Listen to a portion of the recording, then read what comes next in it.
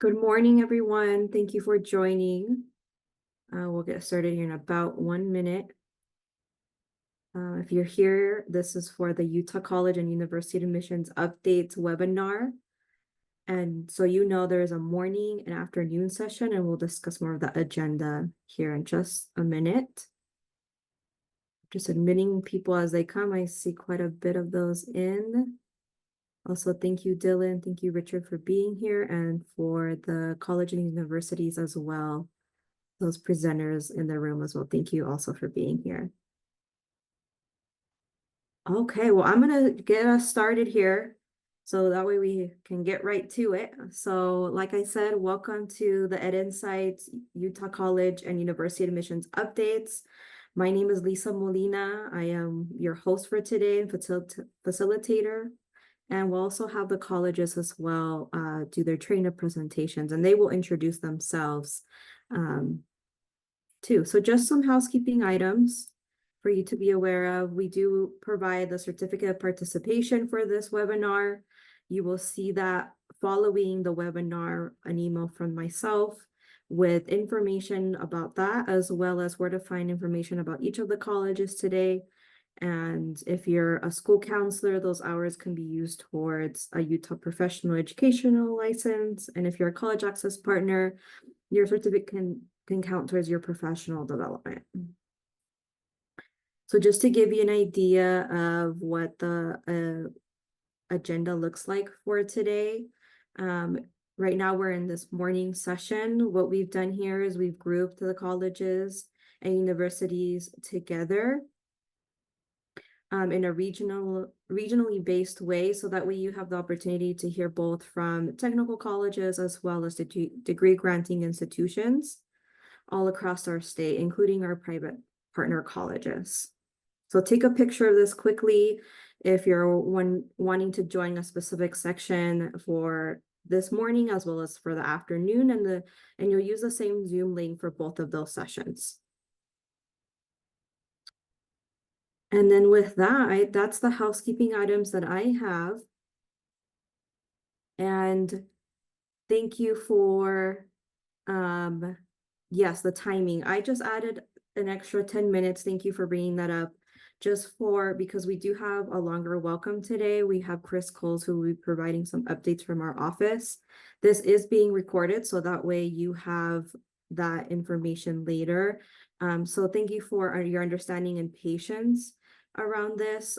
We just needed to provide just a little extra time on there. Hopefully that works for your schedule, but we'll make sure to provide the recording.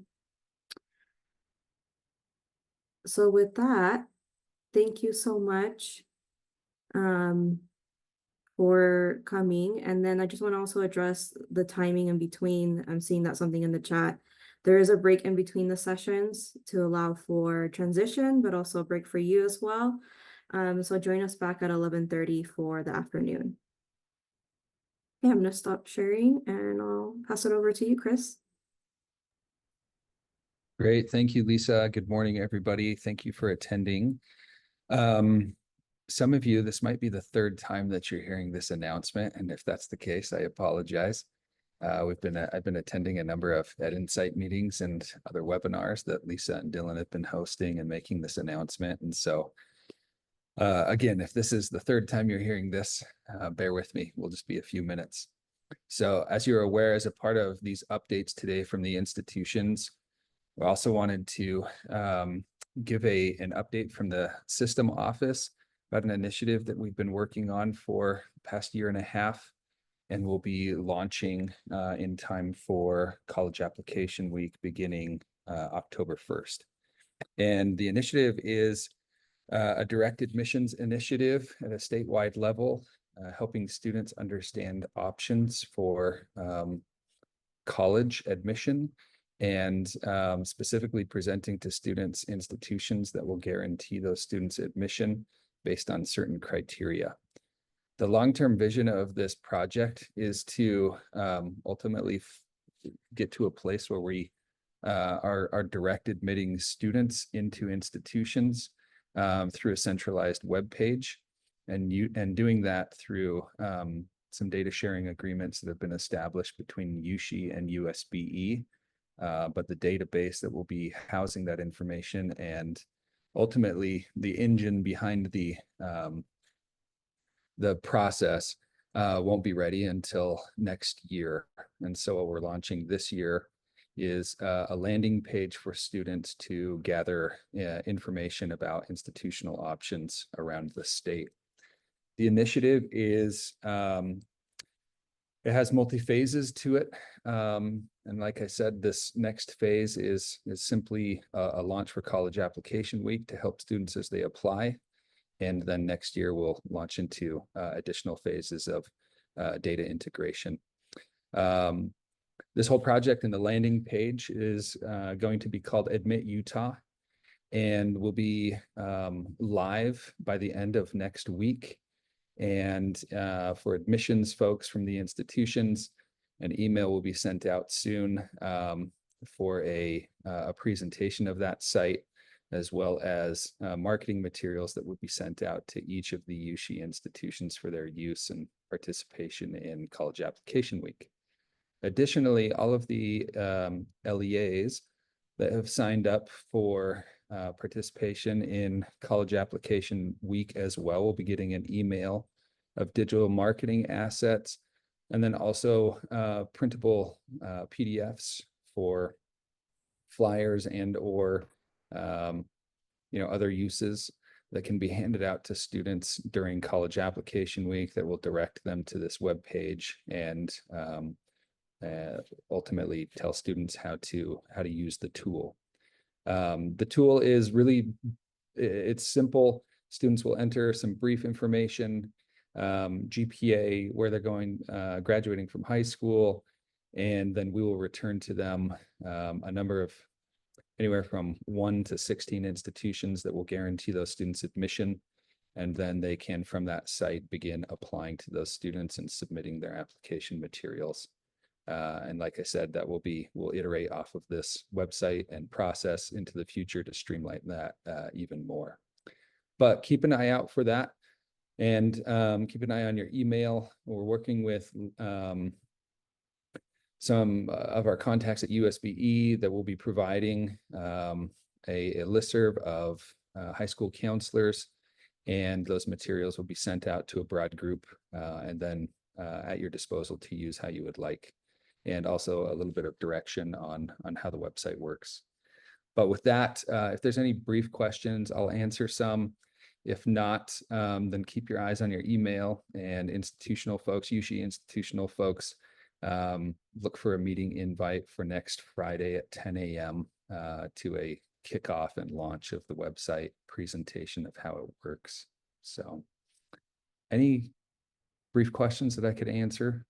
I don't want to take up too much time, but I can answer a couple if there are some.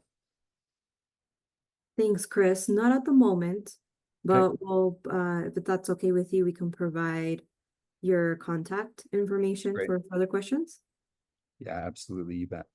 Awesome. Thank you, Chris. Okay, well, with that announcement and update, we're moving on to now our trainer presentations, and I'll turn the time over to Bridgerland Technical College. All right, thank you so much. We are so excited to be here today. I wanted to introduce the people on the call with me. I've got Megan Durant, who can say a quick hi. Hi, my name is Megan. I'm one of the advisors at BTech here. And then I've also got Renee Milne. She's our Associate Vice President for Student Services on the call with us. Thanks for having us today. I'll do the chat. Okay. So I don't even know if I just introduced myself because I'm a little nervous, but I'm Adrienne. I'm the Director of Marketing here at Bridgerland. I'm going to go ahead and share my screen and just jump right into our presentation real quick.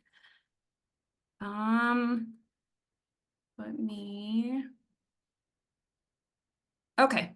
So again, thank you so much for being here. We're really excited to discuss a little bit about Bridgerland Technical College. We are a practical hands-on, we offer a practical hands-on education where students can gain the skills they need for careers. We do focus on a supportive learning environment with strong connections to local industry. Our local industry guides our curriculum so that we can have the most up-to-date needs from industry for our students. We do provide dual enrollment for high schools during the day. There's 3 different class blocks that they can attend. They can attend from 8 to 10, 10:30 to noon, or 12:30 to 2. They can attend more than one block at a time if their schedule allows and they want to finish their certificate. They can attend all 3 blocks doing 3 different courses through high school. We're pretty flexible on that. It really just comes down to if their schedule allows for it. Most of our students are bused to Bridgerland, but they can take their own car if they want to. But what we really wanted to share with you today is that we have a dedicated webpage. So counselors, when they're not sure what we offer or what we do or what we can do for their students, right on our website, btech.edu, you can either go to the navigation where it says high school and go to that page, or you can just type in btech.edu/high school-reg. This is a page tailored to help students find their interests and career goals. Most of our students can come from 9th to 12th grade if they have room in their schedule. So it is important to note that while they can come from 9th to 12th grade, there are some courses that they have to be seniors, or they may have different prerequisites that they have to accomplish before they can come into the high school course. And that will be on that website. You'll be able to see exactly what those are. Our cosmetology program does have a different and an extra competitive application as well, which we lay out on that website. Now, just some key registration. The registration process for them to attend in high school, we have 2 registration periods. One is in August and one is in May. Now, most of the counselors have probably heard about the August one. That one opens at midnight, and our students, they will apply in August for the entire school year. So all 3 trimesters or 2 semesters, if you're on the semester system, that happens on that August date. If they are coming the 2nd trimester and not the 1st, we still want them to get in on that August date when we open up registration, because our classes do fill up fast and they could get to the 2nd trimester and not have a spot. So we tell everybody on that day in August to just go register. Now, our May registration date is for our summer classes, which we'll talk about in just a minute. But the summer classes, they do not have to make room in their schedule or talk to their counselor. They can just come to us.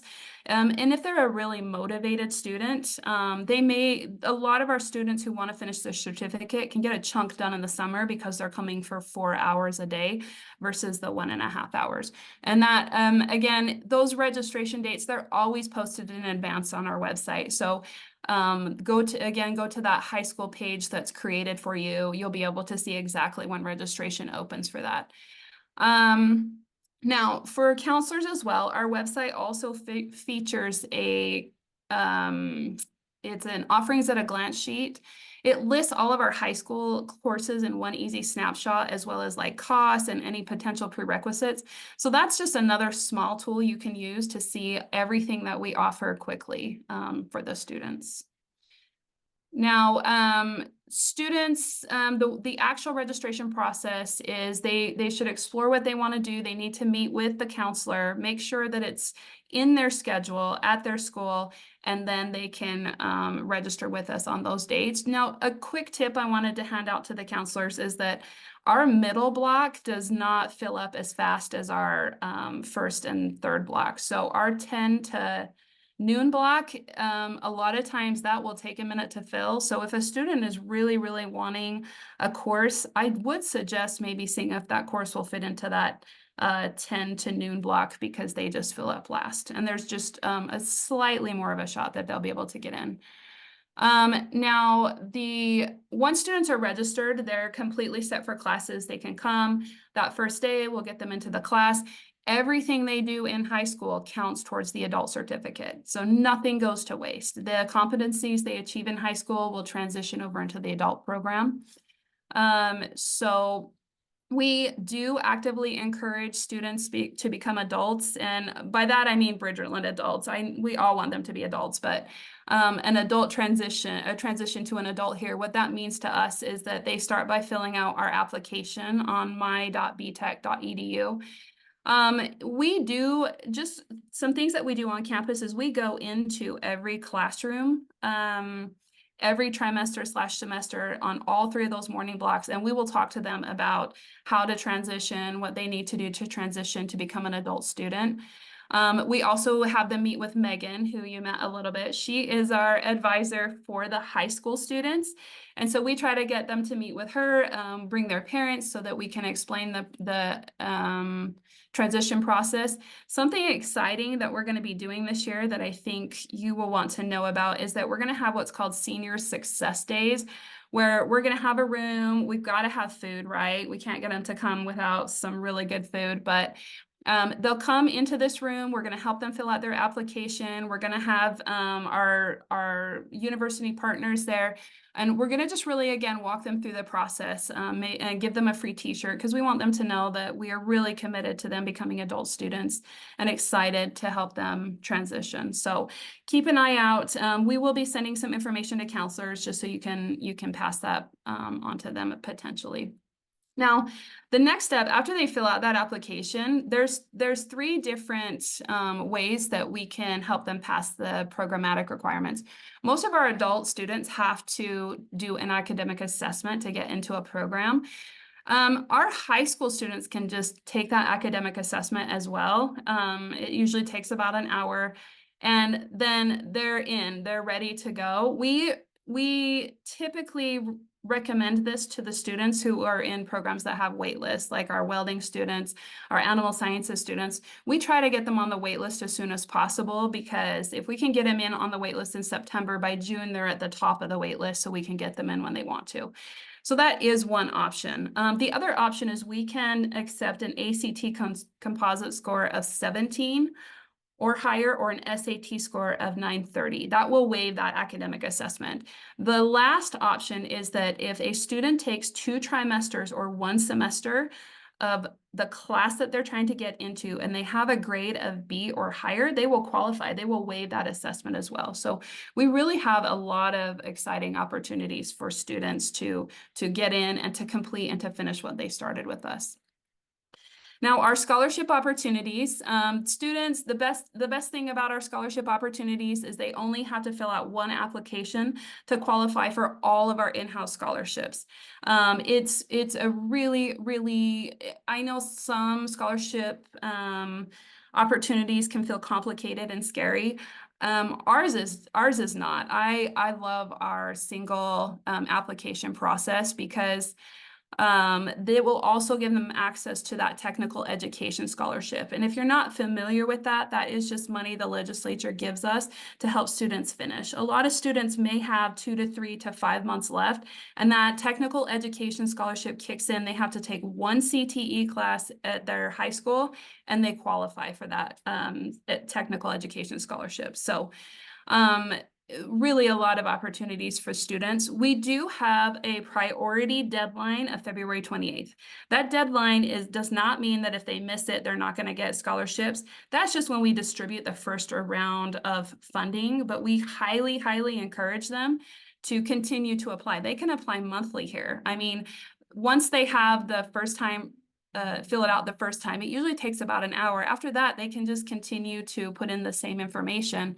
They need a letter of recommendation, a goal statement, a statement of financial need, any merit-based achievements, and then a story of a challenging situation that they've overcome. The rest is just kind of filling out like what's your name, your email, your address. It really is straightforward, and we love that process for our students. We do place a strong emphasis on continuing education beyond high school and beyond BTech. We do have a pathways page. Now, if you go again back to that counselor page for high school students, you're going to look for that button that says pathway opportunities. And this is kind of a new page we've been working on this year. Or I have the QR code right there. But this page outlines all of our programs, and then every single university that will accept BTech credit and allow us to transfer. And I do want to say that USU will take any credit from us. That has changed in the last year. It used to be a little bit more specific, but USU, anything that they do here in high school, they will take that credit up to Utah State. So take a minute. That is a great resource. We hope you love that resource, but it really is just a sheet that outlines everything for what will transfer where. I think that I'm probably out of time, but thank you so much again for this opportunity. And of course, if you have any questions, please reach out. Stop share. Okay. Thank you. All right, so we have USU up next. All right, good morning, everyone. Sorry, I'm just gonna get my screen share in here, ready to roll. Perfect, hopefully everybody can see that. Adrian, thank you. We love our partnership with BTech here in the Valley. So, again, my name is Corey Mickelson. I am the Executive Director of Undergraduate Recruitment here at USU. I do have my colleague on here as well, Nicole Larson. She's our Assistant Director of Recruitment, and she'll be manning the chat while I hop through these slides here as quick as possible. We have a lot to share, so I'm just going to jump right in. Really, just to give you an overview of what we plan to cover here. I want to do a quick overview of USU just to make sure everybody's familiar with how the whole USU system works. And then we have some updates in regards to our admissions criteria, how we're handling events, some scholarship updates as well, particularly with some of our academic scholarships. And then we have a new opportunity that I want to share with everyone as well. So know that those are going to be the things that we'll cover. As you have questions, reach out to Nicole on chat and we'll make sure that we got you squared away. First off, the USU system, we are an R1 research institution. That's something we're really proud of, one of a couple here in the state of Utah, less than 150 nationally, something that we own. We love that. We try, I think one thing that's unique with us compared to other R1 institutions is we focus a lot of that research opportunity on undergraduates. We love to get our undergraduates involved from day one and getting some hands-on learning experiences, whether that's in a laboratory, outside the classroom, whatever it might be, and it's something we're really proud of. But in addition to that, we are also the land grant institution for the state of Utah. And so what that really means in a nutshell is that one of our missions is to provide educational access to the state. And so we really believe that the whole state of Utah is our backyard, and frankly, it really is in a lot of ways. But our goal is to provide educational opportunities to everyone in the state, and we do that through a variety of ways. One way is through our various locations, which I'll show a map here in just a minute that kind of outlines that. We strive really hard to have multiple admissions options for students, so regardless of their situation, that they can participate academically. And then we also strive really hard to make it an affordable experience for students. And this is something that we have been doing for a very long time, ever since our inception. That's something we're really proud of. As you look at kind of the way that we handle the various campuses in the state, we do have multiple. There's some unique things with each one of them. The ones that are in turquoise here, our Logan campus, our Eastern campus in Price, as well as our campus in down in Blanding. They all three are residential campuses. So meaning we have housing units, students move away from home to attend those campuses. The other campuses that are throughout the state primarily serve their local communities. They don't have housing units, but really any student can utilize any of these campuses. There's one admissions application to USU. Once they're admitted, they can utilize whichever campus they need. And when they finish, regardless of which campus or campuses they utilize, they get a degree from Utah State University. In addition to this, we have a very robust online program as well. So really, that is part of that access mission. We want to provide that access to everyone.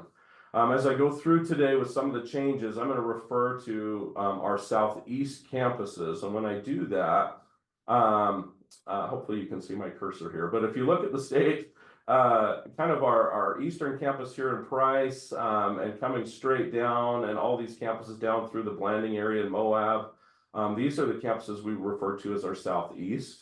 And there's some unique things that we're able to do on those campuses. So when I refer to southeast, make sure you know that's what I'm talking about. One of the big changes that we are going to have this upcoming year is with some of our admissions criteria. Really, we have been doing that probably the biggest change is going to have to do with our earned admissions process. So students that have a 2.8 or above can be admitted to USU in good standing. We are test optional, so we'll go straight off that high school GPA. If they're a little bit shy of that and submit an ACT score with a 21 or higher, they can be admitted in good standing as well. Those students that are shy of that but above a 2.0 will be given an opportunity to do our earned admissions program, which I'll share in a minute.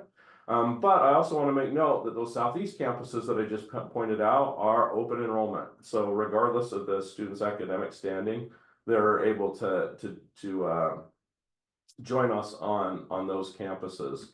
Our earned admissions program, for those that have been familiar, we have partnered with a third party in the past, Straighter Line, to help us help students become prepared. We've asked them to take some courses through Straighter Line, and if they pass those courses, then we grant them admission to USU. We're phasing out that partnership and actually having an internal process where we'll have a self-paced online workshop that is free for students. They'll also get support from some of our Aggie advocates through our ABLE office. And really, at the end of the day, we want them to be as successful as possible. And so we're going to grant them some extra support at the time of admission. And so be aware of that's we started that last year, but we're enhancing it even more this year. And we're phasing out the Straighter Line piece of that. One change with another change we're having is with some of our events. We have multiple True Blue events that'll be happening on campus and through this upcoming year, and we're going to really ramp those up. This is just a snapshot of them. There'll be more as well if you go to that webpage. But most of them, we're revamping our efforts in the fall and really encouraging students to come visit our campuses. So there'll be events on all of our residential campuses, some on our statewide campuses as well. But the big thing that you'll notice is that we're not going to be doing our traditional open houses. So be aware of that. What we're going to be doing in place of those is in the spring, we're doing some next step nights where we're going to be helping students through the process following admissions. So going through orientation and getting housing and all of those sorts of things as well. So know that we'll be communicating those things to students, but just want to make sure you are all aware of that.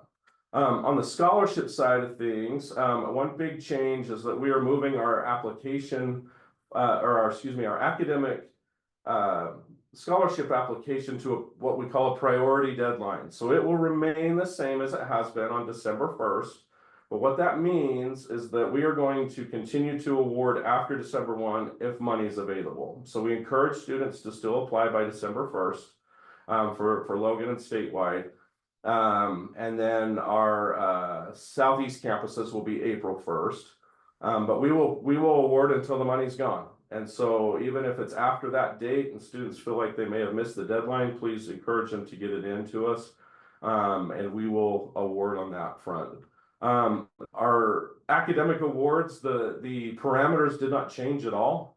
However, we did increase the dollar amounts to our scholar through our trustee award. They all went up $500. So be aware of that. That's the biggest change on our academic awards for our Logan and statewide campuses. Students, when they apply for admission and submit a test score, will automatically be considered for these. On our southeast campuses, we go straight off a high school GPA. And these awards, the parameters did not change either, but the dollar amounts actually went down slightly. And part of the reason for that has been demand. Our Eastern campus had huge growth this year, which we were really excited about. But so we had to adjust those dollar amounts slightly. But we still will be awarding those. You'll notice here they are 4-year awards. And the students can utilize these awards really on any campus after they've spent 2 years on one of our southeast campuses. They can take that with them to anywhere else in the system. So we will still be doing our comprehensive scholarship review for those that would like to be evaluated without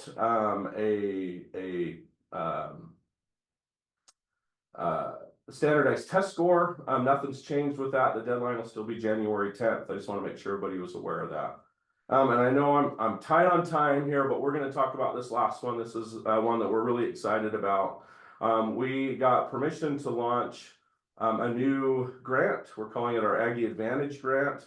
Our goal is to give every new incoming student that enrolls this next fall $1,000. So this will include residents and non-residents, undocumented students. It doesn't matter if they're first-time student to USU, a transfer student, tech ed student, online.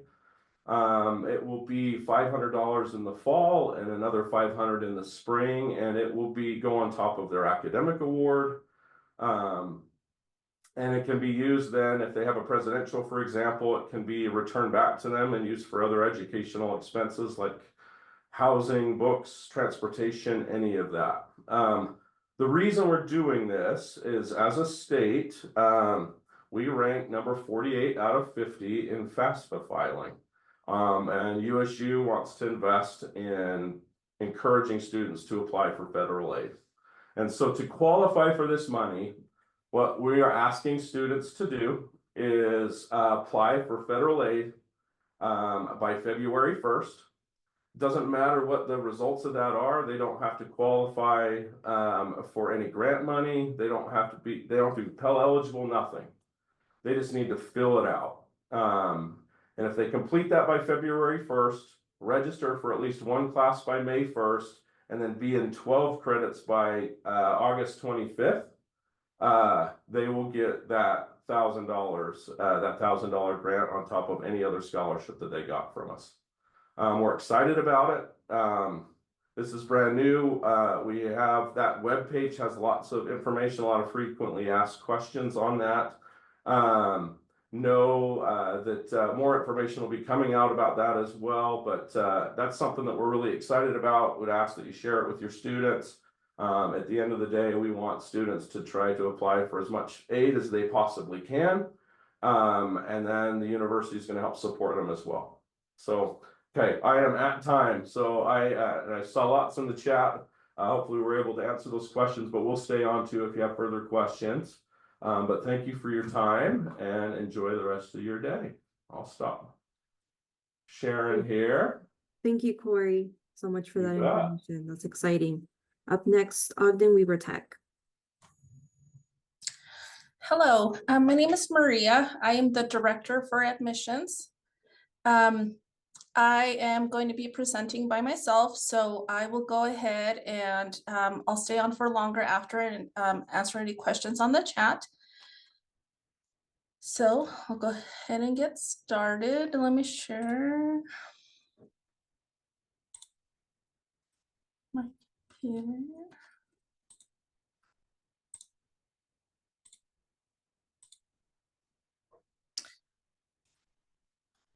I'm sorry. It's not working. We're just gonna over here. Okay, well, you're just gonna have to see my PowerPoint presentation. Let me stop sharing and do my other screen.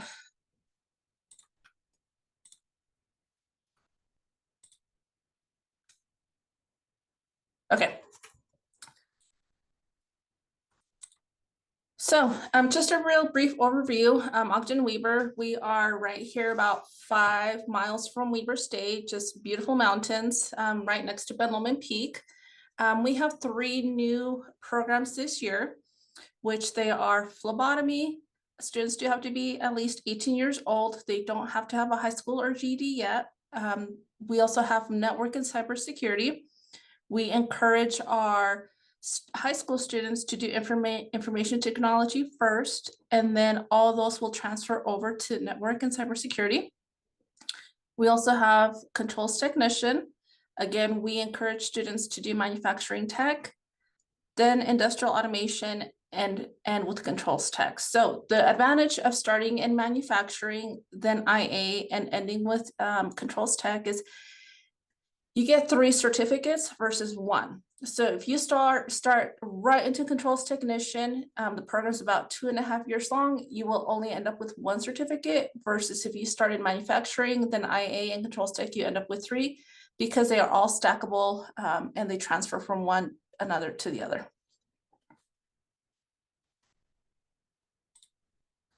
All of our programs, I'm not sure how much people know, but technical colleges, we were operating under clock hours. Here at Ogden, all of our programs now are credit hours. What has this done for our programs is our attendance requirements for most of our programs has gone away. The only ones that have required attendance are those ran by Doppel and UNAR, which are barbering, cosmetology, nails, CNA, real estate, and obviously practical nursing also, but students they have to be graduated high school senior to apply for our PM program. But all of our programs here at the college are credit, and they like I said, most of them do not require attendance, only for those 5 few. All of our classes here start on Mondays and they will end on Fridays. If you finish a class in the middle of the week, we will start your next class on a Monday. However, you can get a head start on it and work on it. You just need to work with your instructor. So our students have really liked that, because they know they will always start on a Monday and they always have until Friday to end. Here's a brief definition. We are doing classifying our students as full-time, part-time, or limited students, which most of our high schools, this is the default for them. They will be completing 1 credit hour every 5 weeks. If they are a part-time student, you end up completing 1 credit in 2 weeks. And if you are a full-time student, you are basically completing 1 credit every week.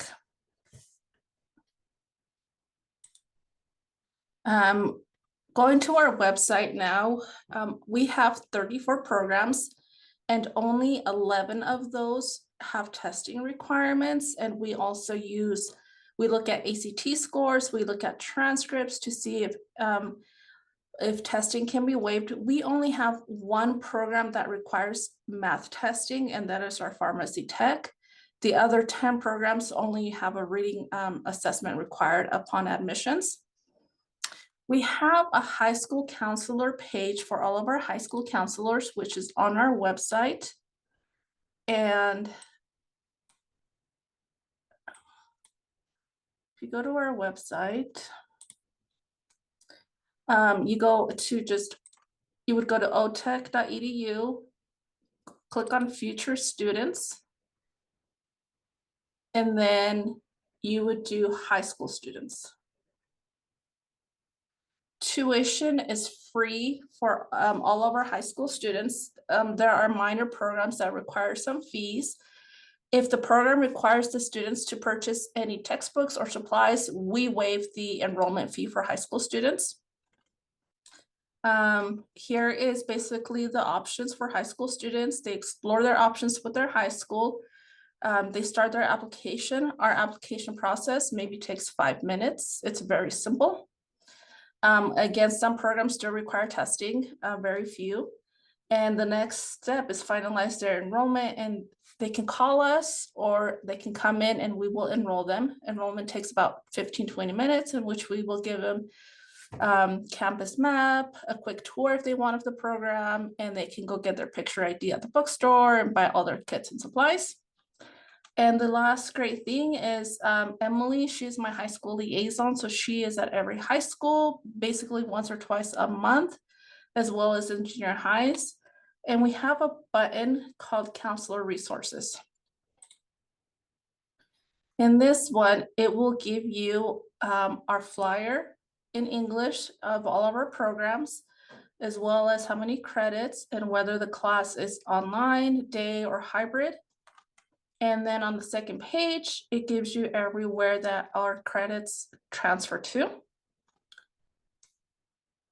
One of the great things that I like about this page is if you click on program guidelines, you don't have to scroll through every single one of our website pages. We have created this document for our high school counselors to have all of our programs and the requirements for the high school students listed here. So instead of you going to barbering and then figuring out what the difference is for a student versus a high school student, it's all here.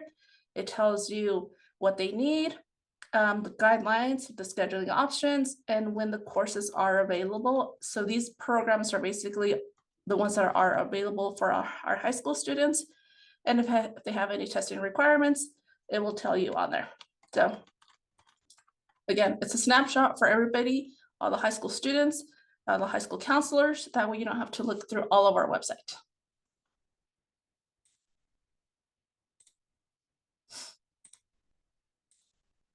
Okay, the only thing we do need from the high school is a high school authorization form, and that is if the student wants to attend it during their regular hours. All of our students can attend.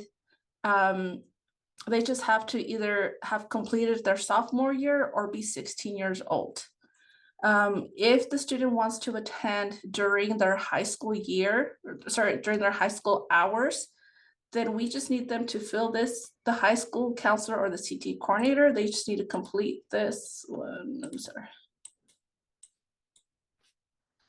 Basically it's a step. Everybody who you want from the high school will have access to this high school authorization. Basically you start a new authorization. It tells you your username and password, and it also tells you when they should be here, whether morning, afternoon, or evening. And once we enroll the student, we submit this authorization back to the high school, informing them that their student has a schedule. Therefore, you know that they've enrolled with us.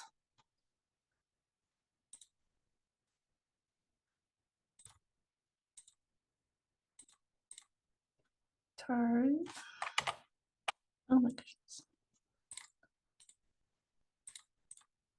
Okay, some of the items in scholarship and concurrent enrollment opportunities. Again, all of our students are tuition free with minimal fees for some programs. I don't know if a lot of you have heard our partnership and agreement with Snow College. So basically what Snow College has done is if a student completes one of our programs that's 30 or credit more hours, they will automatically transfer all the 30 credits into an associate's of arts, therefore making it easier for students to obtain their bachelor's degree. They have online and on campuses, and they have all these great opportunities. So students already have a head start and already have 30 credits towards an associate's degree if they complete one of our programs. We have also Weber State Jumpstart Program, which is students, this is more for our adult students because I know high school students could potentially get these classes cheaper if they do concurrent enrollment while they're still in high school, but Weber State has that great opportunity where they can do all these 3 courses, $95 a credit, which is what our students pay here. So we have that one. And then the last one that I want to talk about is we have a summer bridge scholarship here at the Technical College. And every student you don't have to be attending here prior to graduation. Every student who just graduated, you just have to complete a form. It takes 2 minutes and do a thank you letter, and you will get all of your courses paid throughout the summer. In 2022, we had 67 scholarships awarded. Last year we had 339, and this year we had 482. So our awards and scholarships have been increasing. And again, all of our students, we have obviously our disability services, our counseling services. We have Tooele, Blomquist Health, and all that to help support our students. Thank you, Maria, so Okay. much for that And presentation. yeah, like I said, I'll stick around for a couple of minutes and I'll answer any questions on the chat. Perfect. Thank Thank you you. so much. Okay, so up next we have Weber University. Hi, yeah, let me go ahead and share my screen real quick. My name is Paige. I am a senior admissions counselor at Weber. So we have a few updates this year. And I think that my screen is all good. So I will go ahead and get started. So at Weber, we have a couple changes, like I said. Hang on, there we go. And I just wanted to go over a couple of academic things before we go over updates. We still have our 7 colleges as well as our general studies and a few other pre-professional programs. So engineering, applied science and technology, science, health professions, business and economics, education, arts and humanities, and social behavioral sciences. We have over 225 programs to choose from at Weber State. And so this is a very short list of some of our undergrad programs, but it encompasses every program, if not every specific emphasis and degree within Weber State.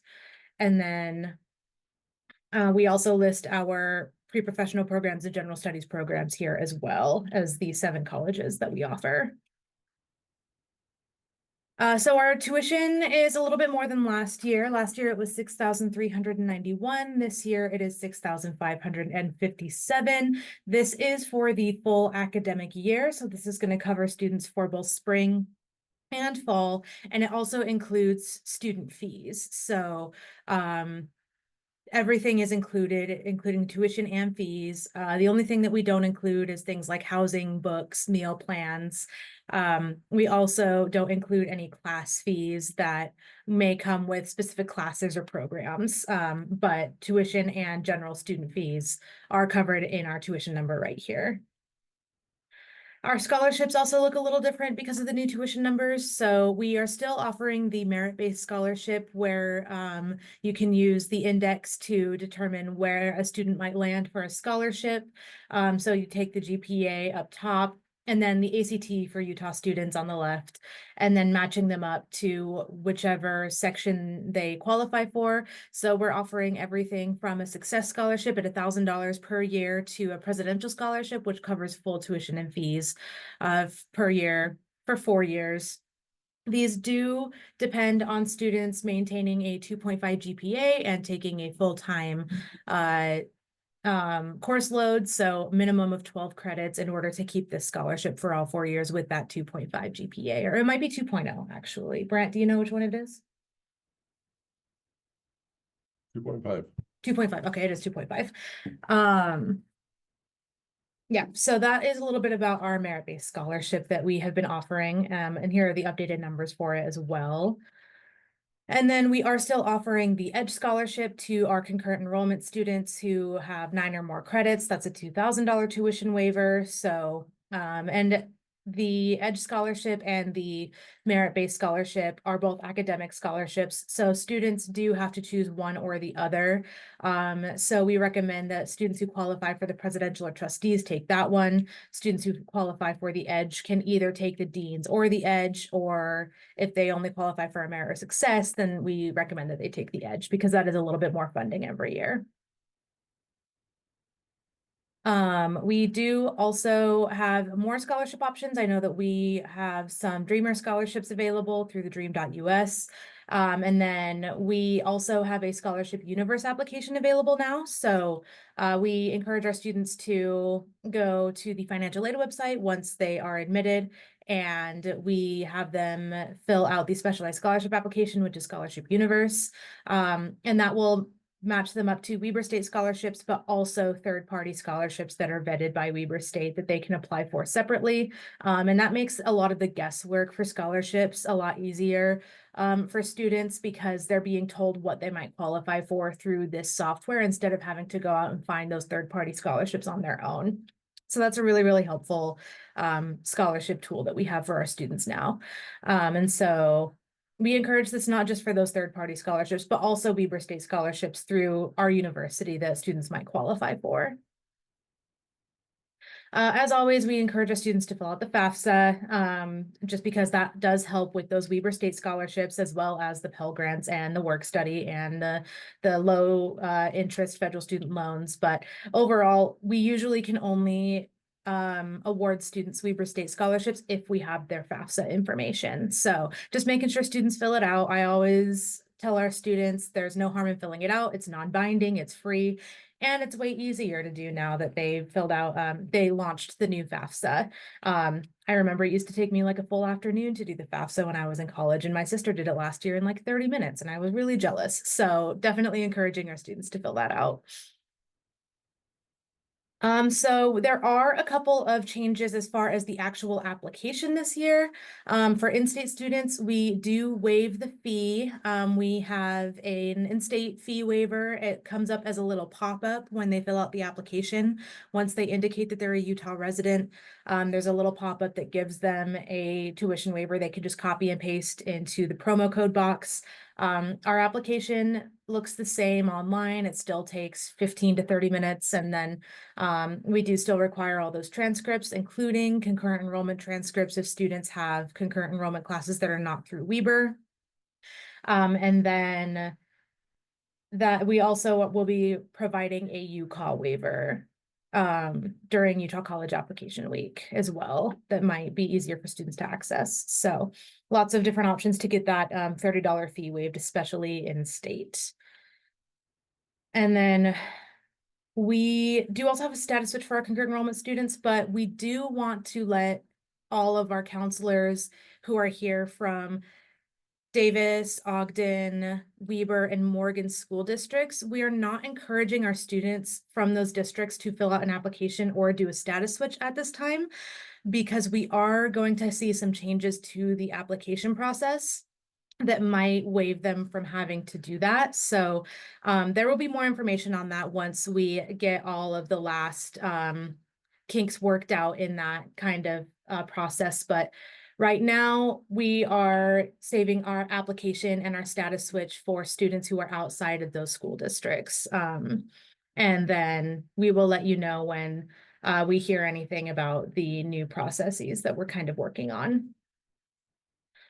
Let's see. And then we also encourage our students to visit Weber at any point. We love having students on campus to kind of give a tour and let them know what's going on campus. So we offer Adventure Fridays for our students, which is a free rappelling clinic. So if a student takes a tour on a Friday, then we do offer that free rappel clinic where they can work with our outdoor program for free rappelling either before or after their tour, depending on which time slot they signed up for. So we love Adventure Fridays. We also do several on-campus events like Purple Carpet, and then we do a few options for tours as well during the day, sometimes on Saturdays and sometimes after hours on Tuesdays or Wednesdays, depending on what we have available. But we do group tours as well. So if anybody is interested in taking a group tour of Weber State, you can go to weber.edu/visit and reach out to our campus visit coordinators, and they're happy to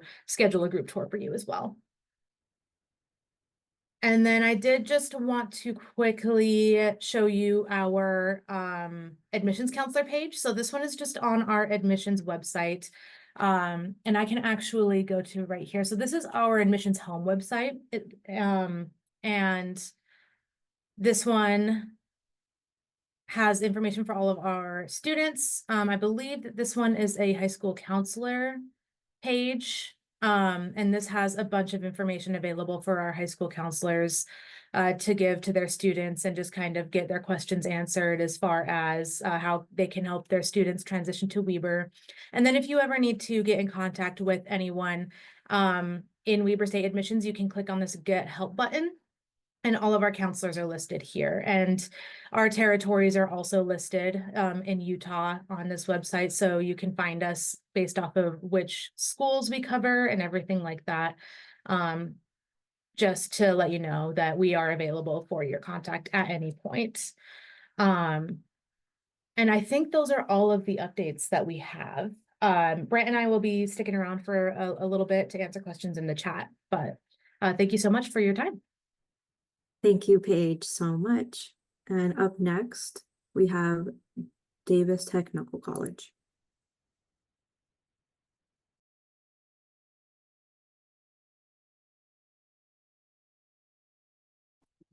Perfect. Hello, everybody. I'm just going to share the screen real quick.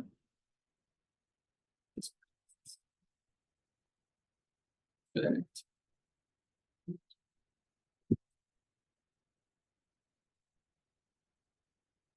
All righty.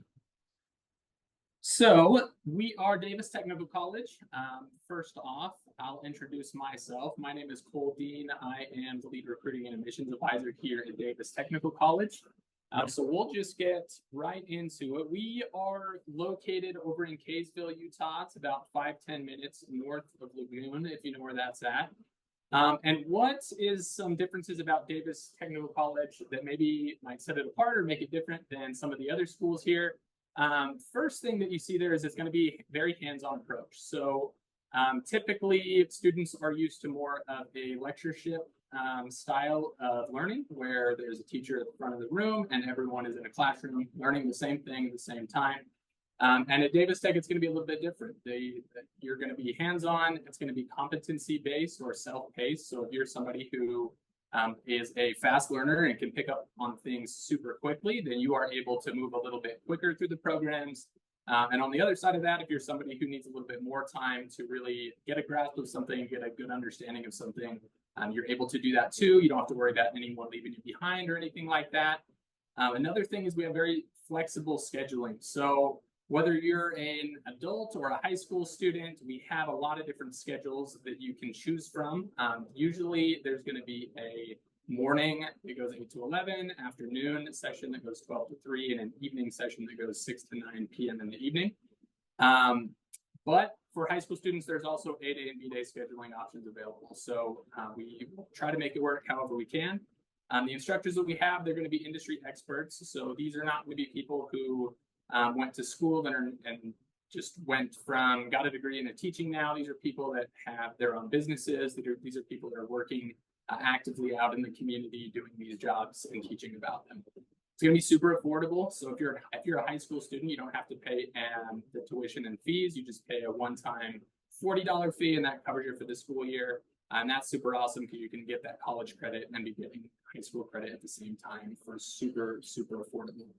I'm going to go to the next slide now. And this is just going to be some of the other things that maybe are a little bit different. One of the main differences between us and maybe like a university is going to be universities are going to be degree granting institutions, and we are going to be certificate granting institutions. So what that means is instead of a 4-year degree where you're going and you're getting the degree at the end of it, you're going to go and you are going to get certified in a specific industry or a specific workplace, whatever that be, whether that's welding, whether that's hair. You're just going to specialize in that industry, and you are going to be certified in that to be able to go and work. The average length of completion is about 9 to 12 months, depending on if you're going full-time or part-time. And we are an open enrollment year-round college. My favorite part is there's no homework. The only work you're required to do is in the classroom during the class hours. And when you do finish up with the program, these are going to be high-wage, high-demand careers, meaning there is a big need for more workers in the industry, and you're going to be able to get paid a livable wage. So this is going to be a complete list of the programs that Davis Technical College has to offer. We have our business and IT. That's going to be more computer science. So you got, like your architecture, your IT, your cyber, things like that. We're going to have construction, which is going to have our HVAC program and also our apprenticeship program. So that's going to be our electrical and plumbing. We have a lot of healthcare programs. So if you're somebody that wants to go into the healthcare field, a lot of great options for you there. We have manufacturing. That's going to be our CNC machining, composites, welding, automation. If you like building things and creating things, that's going to be right down your alley. Service professions, that's going to be our beauty programs as well as our culinary arts program. And then we have our transportation programs, which are going to be our auto, diesel, and CDL program. Something that we're really excited for, that's going to be a new update for next year, is we actually are building a new welding building. So we're going to be able to fit a lot more welding students, and it's going to be state-of-the-art stuff. So it's going to be awesome. So who can apply to Davis Tech?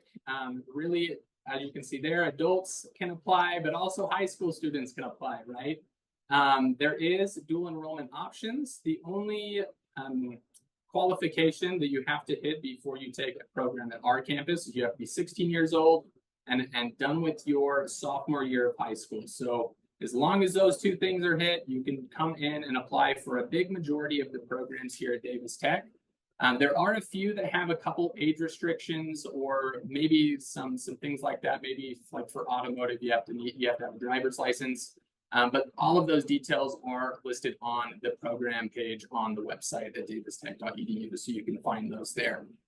The beauty programs, for example, that's going to be one that you cannot apply for just at any time. Those ones do have application windows, especially for high school students.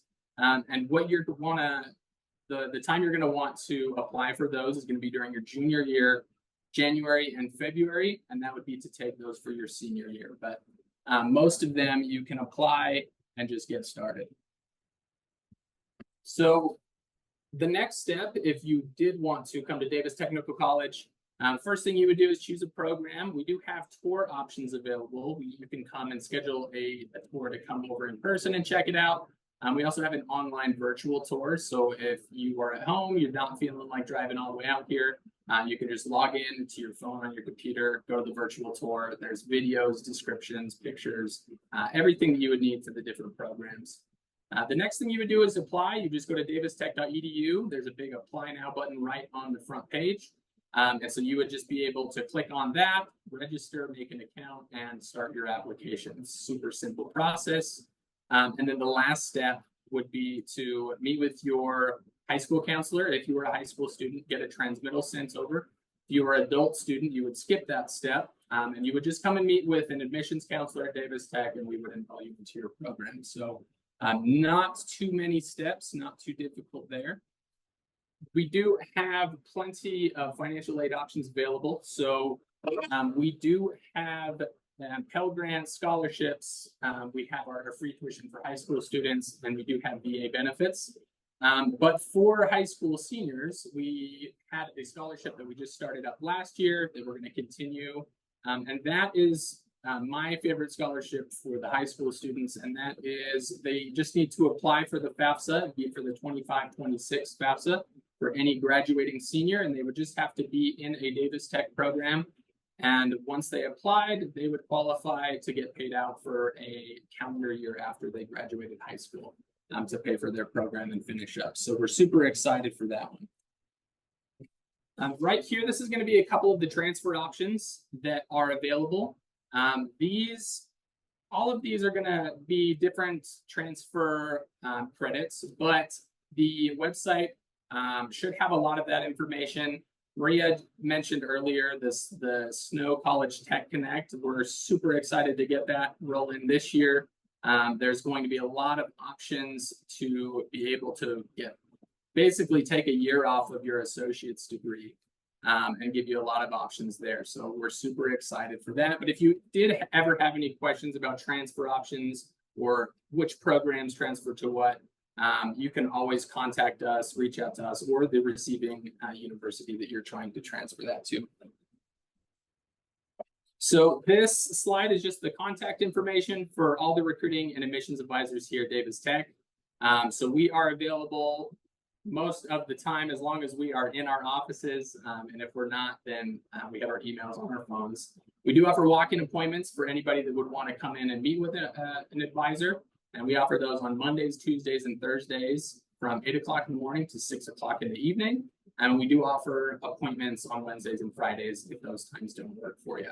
And then if you ever needed to send transcripts anywhere, that would be admissions@davistech.edu. And we would be able to get you worked out there. But other than that, that's all that I have for you. So thank you, everybody. And I turn the time over to the next person. We will be sticking around for questions just in case anybody has any of those as well. Thanks, guys. Thank you, Cole, so much. Welcome back, everyone, and we're transitioning right into Salt Lake Community College. Good morning, everybody. My name is Daniel Rodriguez, and I'm going to be your presenter for the next 10 minutes. We have Bernice, who's going to be in our chat, so she can answer any questions that you may have. But for this next 10 minutes, we're going to be learning about Salt Lake Community College. So as I said, I'll be your presenter for the next 10 minutes, but Bernice is in the chat. And as of time of recording, we also have a live studio audience here at Salt Lake Community College. So to kick us off, Salt Lake Community College is a junior college. So we focus more so on the first 2 years of the bachelor's degree. So the associates, we focus primarily on the Associates of Science and Arts, as well as the Associates of Pre-Engineering. Those are our transfer degrees. But we also offer our Associates of Applied Science and certificates. An interesting little fact about Salt Lake Community College is that we are not only an undergraduate college, but we also host Salt Lake Technical College. So they offer more of our AAS degrees as well as our certificates here at the college.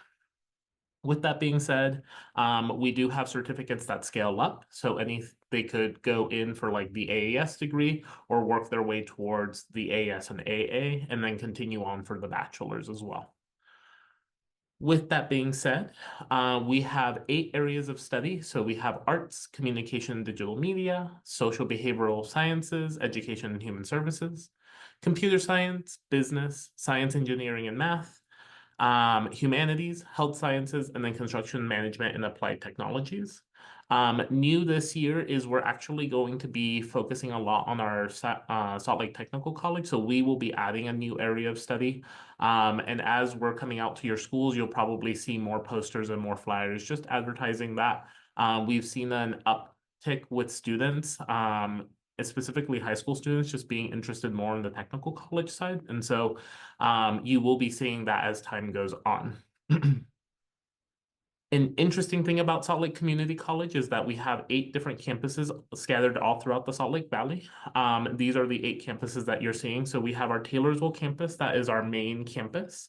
Each of the campuses houses essentially one of the areas of study. So our Taylorsville campus houses our business, humanities, social and behavioral, computer science, and then science, engineering, and math programs. Our Jordan campus houses all of our health science programs. Our South City campus houses all of our arts, communication, and digital media. And then our West Valley campus houses more of our like English as a second language. We have a CNA program out there as well as a medical assisting program. But this campus is known more for like its community-based programming and a lot of community engagement. With our West Point campus, this campus more so focuses on like the construction trades and applied technologies as well as Salt Lake Technical. So they have a strong base at this campus, and it's in North Salt Lake area. But then on the far end of the other valley, we have Harriman campus. It's our newest campus. And this is actually a really interesting campus. Our subtitle with it is One Location, Many Possibilities. It's a joint venture with the University of Utah. So students are able to start their associate's degree with Salt Lake Community College and finish with their bachelor's degrees from the University of Utah, all under one roof. Our next campus is our Miller campus. This is a fairly small campus, but it houses 3 of our programs. It houses our automotive, culinary arts, and our police officer academy / criminal justice. It just houses those 3 programs, but it's in a really amazing campus. And then last but not least, our online campus. This has been It's been popular well before the pandemic, but we've just been building it up really ever since. So we offer 15 degrees and 2 certificates fully online for students, and that's offered. We welcome students to any of our campuses in person, but for those students who may find themselves farther away from Salt Lake Valley, Salt Lake, SLCC Online is a really great option for them. With tuition, we are one of the more affordable institutions here in the state. For our full-time resident tuition, you're looking at about $2,213. And then non-resident would be $7,121. But this is all before like FAFSA or scholarships. So we are one of the more affordable ones here in the state. Kind of getting us through some quick facts about our college. I'll focus more so just on like the day-to-day experience. Our average class size is about 19 students. At the largest, I've seen about 25. So it's fairly small classrooms, especially for the general ed. But we wanted just to focus on like some of the majors. I won't read them out, but I just wanted to make sure that you can see them and kind of let students know like who are the students that are coming to Salt Lake Community College and what is it that they're going into. And this was a really interesting snapshot as we were looking at it this past year. Brand new news. If you've been following Salt Lake Community College, our president, Denise Hoftelin, did leave at the end of our summer semester, and we have a brand new president. His name is Gregory Peterson. He goes by Greg. But he is our 9th president. Before he took the helm here at Salt Lake Community College, President Peterson was he was the president at Chandler Gilbert in Arizona. It was also a community college, but he holds a doctorate degree in educational administration with an emphasis in community college leadership from University of Texas in Austin, a master's degree in post-secondary adult and continuing education from Portland, and a bachelor's degree in English from Brigham Young University. So he has been around the country, but we are super excited about him joining our amazing institution here at Salt Lake Community College. Come visit him. He is here at the Taylorsville campus. Some newer stuff with us. Salt Lake Community College did co-author House Bill 102, which opened up in-state residency options for students, specifically for those who are on a special immigration status, such as students who are applying to be an asylee or on asylum, political refugee, TPS, as well as permanent residency. For this, students only need to have shown that they have submitted paperwork and have applied, but they do not have to show that they have been approved that immigration status. So it's been one of the things that we've been showcasing just to, again, focus on making higher education accessible to our students. And I'm going to do a plug-in for our Dream Center. So our Dream Center is a resource center for students who are undocumented, are on DACA, or maybe they're working towards like one of those immigration statuses. So I would highly recommend just connecting students to our Dream Center if they have any of those questions or concerns. With our School of Health Sciences, this is brand new. Previously, we would only accept 2 cohorts of 120 students each. It would be one in the fall and one in the spring. But we have recently added a summer cohort. And so we have now a new cohort of students who are able to get into our nursing program, just making it, again, more accessible and getting students from schooling all the way to career a little bit faster. It was noted before, but with our financial aid deadlines, the December 1st will be the first day that FAFSA will be opening up this year. We do offer FAFSA completion assistance through our financial aid office. If any of your students do need help with that, it's both in person and virtual. But we also offer scholarships, not only for the fall semester or the full year, but we also offer some for the spring and summer semester. And so if you have students who are starting up with us in those semesters, this might be a really good option for them to know about just to be able to access higher education. And then lastly, our admissions application as Lisa stated in the chat, our in-state application for all students is free, but for our out-of-state students, so any students coming in from like Colorado, California, New York, there is a $20 fee for them, and so that's just something to kind of keep in mind. And then our international application is $75, but our in-state one again is just free, so students are able to apply. And we are open enrollment, so we have students coming in for every semester, so fall, spring, summer, and then our smaller terms inside each of those semesters as well. But just since we're coming down to time, I would love for y'all to connect with us. This is our contact information. Follow us on Instagram or any of our socials, and then I'll have Bernice drop our contact information in the chat. But we will stay online just to answer any questions, and then we will go from there. Thank you so much, everybody. Thank you, Daniel. Up next, University of Utah.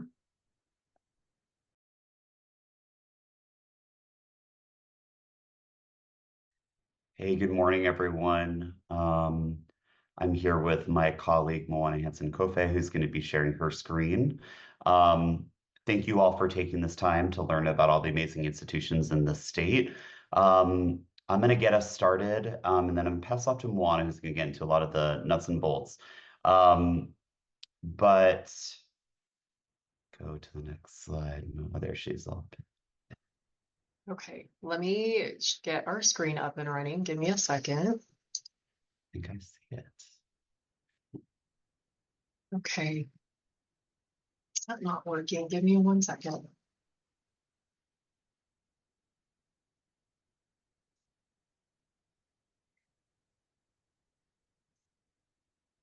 Okay, are we in business?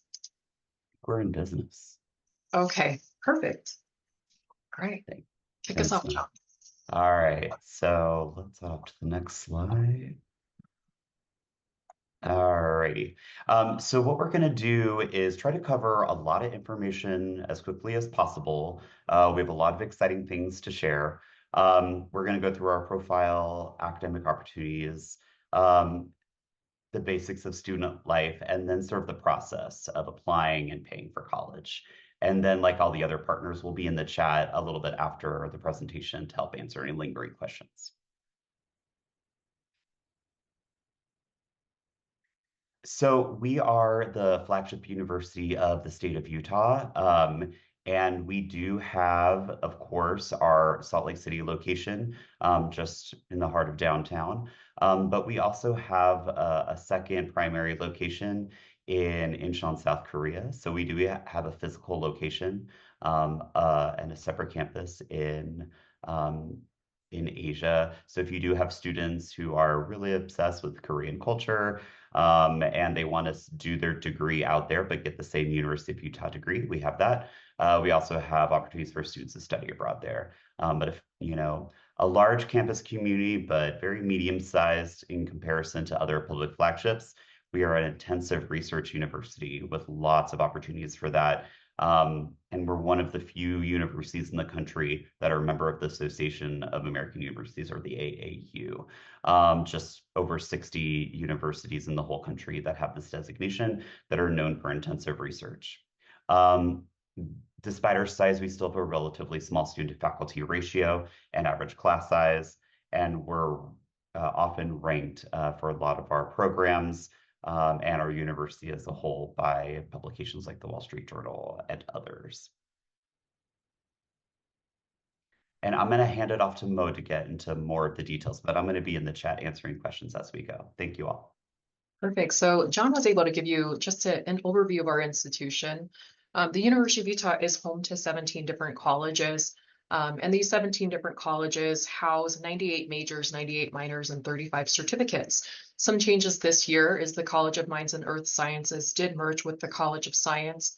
In addition, our games program, which is right now ranked #1 in the country, #1 in the world, has moved to our architecture and planning college because there's more of a design focus on that. So lots of different options, lots of programs that we offer here at the U that are also nationally ranked. So in terms of our academic programs, our research has found that students who come to the U and get involved in some sort of academic learning community are more likely to persist and graduate. And at the end of the day, that is our goal, not just to get students here, but to ensure that they graduate. The U offers a variety of different academic learning communities. One of the programs I will point out is the Honors College. This program is one of the longest standing honors college programs in the country, allows academically motivated students who want to get involved in research to really take part in this kind of scholars program on campus. So these students are taking honors classes, they're engaged in research through a thesis process. They're involved in different praxis labs and really getting some hands-on kind of learning experiences here at the U. But I'd also be remiss to mention that the U is a Research One university as well. And there's only 3.7% of institutions that really hold that designation. And so with that, our students, regardless of their major, have an opportunity to take part in research through our different research programs on campus. Along those lines, our campus community is thriving. There's lots of ways for students to get involved. We offer over 600 different clubs and organizations, whether it be leadership, different cultural clubs. Our Greek life is robust, student government. There's lots of ways for students to really come on campus, find their people, get connected, and just really be part of this vibrant campus community. With that, we also have a growing residential campus community as well. So right now we have just over 5,500 beds on campus. The U's ultimate goal is to increase that to 12,000 beds. Last year was the first year that we could guarantee housing for all first-time incoming freshmen, which is an exciting opportunity and a way for students to really find that automatic community by living on campus. So I'm sure y'all have heard we are now part of the Big 12 Conference, which means a shift in not just athletics, but also academics as well. The U is home to 19 varsity sports, 21 club sports, national championships, well known for, of course, football, gymnastics, skiing, and also our women's basketball team as well. So that is a big part of our campus community and just really the culture and student experience on campus. So now that I've given you an overview of the U, let's talk a little bit more about just admissions and some programs that as counselors you should be aware of. So we offer an amazing high school university program that allows your sophomores through seniors to come here to the U and take classes during high school at a 1,000 to 2,000 level. And so this is a way to get a head start on college. You'll see the GPAs to be eligible for the program. Students can easily apply at admissions.utah.edu. There's an application required along with an unofficial high school transcript and a parent consent form. You'll see the dates and deadlines here at the bottom, but this, like I said, allows students to take college courses early. And this also allows students to apply these completed courses or credits towards their future degree program here at the U. So there's definitely some benefits. This is a really great way for your students to get a head start. Now let's talk a little bit about our admissions process, which for some reason my screen is freezing up a little bit. Give me just a second, my apologies. So my screen is freezing, but right now your students can apply for admissions. The application is currently open. I will note that we just launched a new Beehive application this year. This is an application designed specifically for in-state students. This will allow them to navigate the application much more seamlessly. There are some optional sections in the application that I'll note, and that includes the personal essays and letters of recommendation. So we always recommend that students below a 3.5 provide more information by really completing these sections and providing this information. We require official transcripts that must be sent directly from the high school to the U. We are permanently test optional for admission. So ACT, SAT scores is really up to your student whether or not they'd like to submit their scores. The only thing I will note is we require test scores from non-accredited US high schools, homeschools, or students who plan to complete the GED or HiSET exam. Last but not least, this is really important. Our fall 2025 early action deadline is December 1st. That will not only ensure that your student is considered for early admissions, but also automatic merit scholarship consideration, which I'll go ahead and talk about in a minute. So to be considered for scholarships, your students need to complete the admissions process by December 1st. We need a complete application. That will ensure that they are fully considered for a range of merit scholarships. And so, John, I'll have John drop in the chat. Just our scholarship website is financialaid.utah.edu. You can go there and really review all of our resident scholarships. In addition to that, we always encourage students to file the FAFSA by February 1st at studentaid.gov. That will ensure that they are fully considered for grants, loans, and work study. Last but not least is we offer some campus scholarships as well. So if your student knows what they want to major in, our 17 colleges offer thousands of different types of departmental scholarships. So your students are welcome to go there, explore some of those departmental scholarships, or even some of our office scholarships or support scholarships, and get started on the application. A good portion of those scholarships are typically available in early spring, and we call early spring January, February. All right, I'm going to note one scholarship that is really important, especially if you're working with students who might have high need. We offer the For Utah Scholarship, which is tuition and fees fully paid for up to 4 years. This is a really big opportunity. This is for Utah residents who are first-time freshmen who are coming in with a cumulative unweighted 3.2 GPA at the time of application, who are Pell eligible. As long as your students complete the admissions process by December 1st and file the FAFSA by February 1st, they will be fully considered for the scholarship. Again, I will note that there are a series of other scholarship opportunities available at financialaid.utah.edu.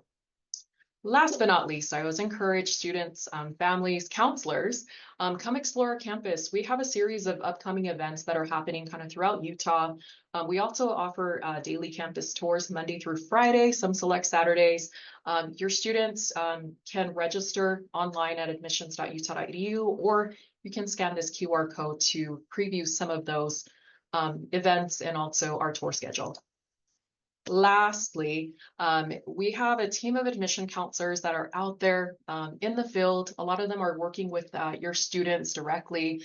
You're always welcome to reach out to your assigned admission counselor. There's the QR code there.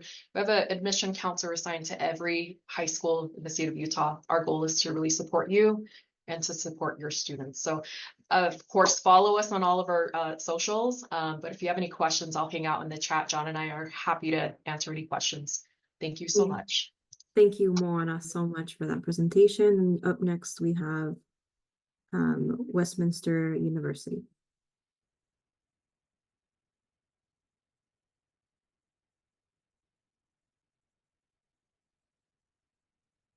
Good morning. I just couldn't figure out how to unmute myself, even though we've been doing virtual things for the past 4 years. My name is Valentina Rojas Gutierrez. I'm the Senior Associate Director of Admissions here at Westminster University, and my pronouns are she, her, ella.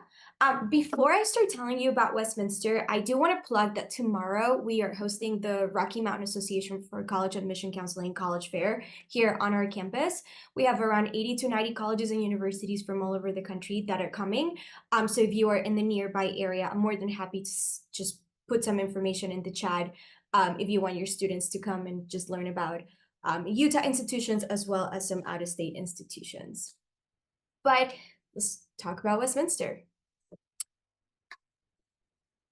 So we are the only private liberal arts independent university in the state of Utah.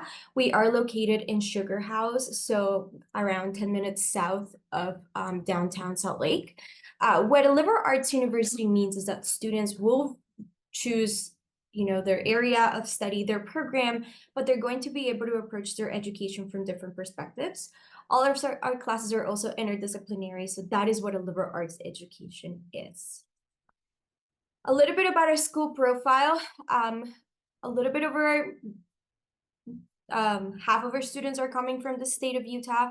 42% are from out of state. We do have pockets around the country. 3% of our students are international, and 28% of our students are students of color. We are a fairly small school. Our average class size is 12 students, and we don't have any classes much larger than 19, 20 students.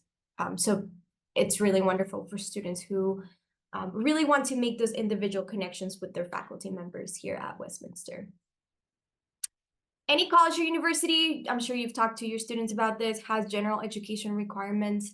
At Westminster, we treat those a little bit different. It's called the W Core. So students will take 6 W Core classes through the entirety of their 4 years at Westminster. They're going to be 2 in social and behavioral sciences, 2 in fine arts and humanities, and 2 in science and mathematics. You are going to be able to cover 5 emphases through these W cores, so creativity, writing, diversity, research, and quantitative reasoning. And students also have to fulfill a world experience, which could be a midterm study experience, whether it's in the US or abroad, a whole semester study abroad, an internship, or just take courses on campus that fulfill the world experience.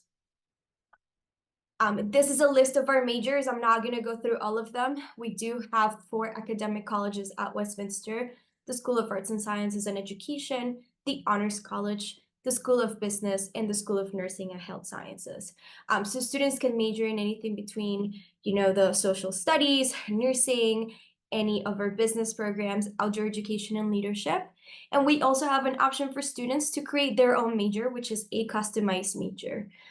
So this is kind of some information about what that would look like. I'm sure there's some questions coming through chat. I'm more than happy to take care of those after my presentation, as I'm the only one from Westminster here right now. I would like to highlight a couple of our academic programs as well. So we have a wonderful program for students who are the first ones in their families to go to college. It's called First Scholars. It is a co-curricular program in the sense that students do have to take academic classes once a year with their cohort. They also can receive a stipend of up to $500 per semester for any of their academic needs, whether it's textbooks or technology for their classes. We also have one of the research labs on campus that does research on the Great Salt Lake. So students are able to do either biology, environmental, climate change research on the lake itself, or they can do some advocacy work with the state of Utah to protect the lake.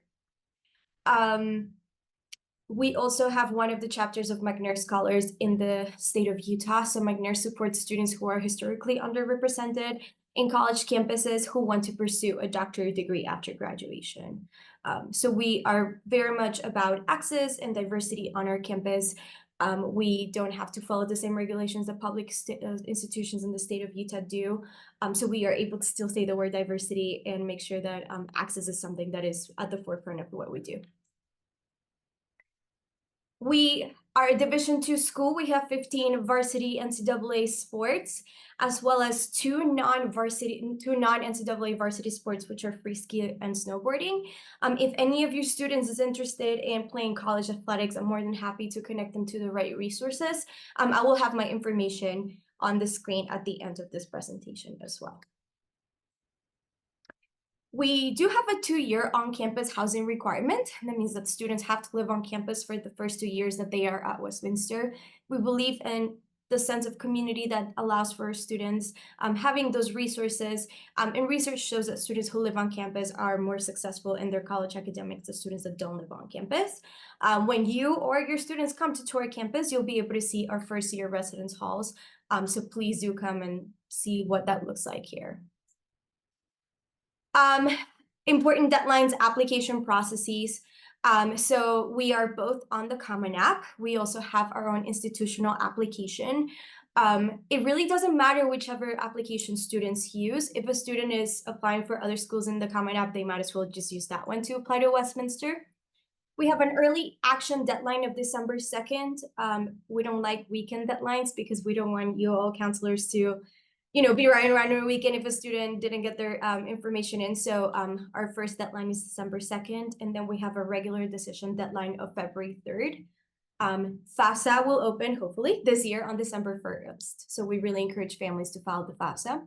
And then May 1st, historically, has been called National College Decision Day, which is the date that students will be able to make a decision of where they want to go to school. Our application is free. We don't have a coupon code or anything. They just submit that Westminster application. Students need, obviously, their application, high school transcripts, which could be official, or they can submit them themselves as unofficial transcripts. We are also test optional, so students can submit the ACT or SAT, but if they decide to go test optional, we will take an essay in lieu of the test scores. And just to get a sense of what our student profile kind of looked like. For the entering class of 2024, the average GPA was a 3.6 and the average ACT score was a 24. If your school weights the GPA, we will use the weighted GPA to assess students. And then academic scholarships, just kind of paying for school. Westminster is very generous on the scholarships that we offer. So every single one of students who are admitted to Westminster will automatically receive a merit-based scholarship. For this past year, they range between $15,000 and $32,000 per year. There's no separate application. There's no separate deadline. At the moment a student applies, they'll automatically be considered for those scholarships. In addition to the merit academic scholarships, we also have need-based grants.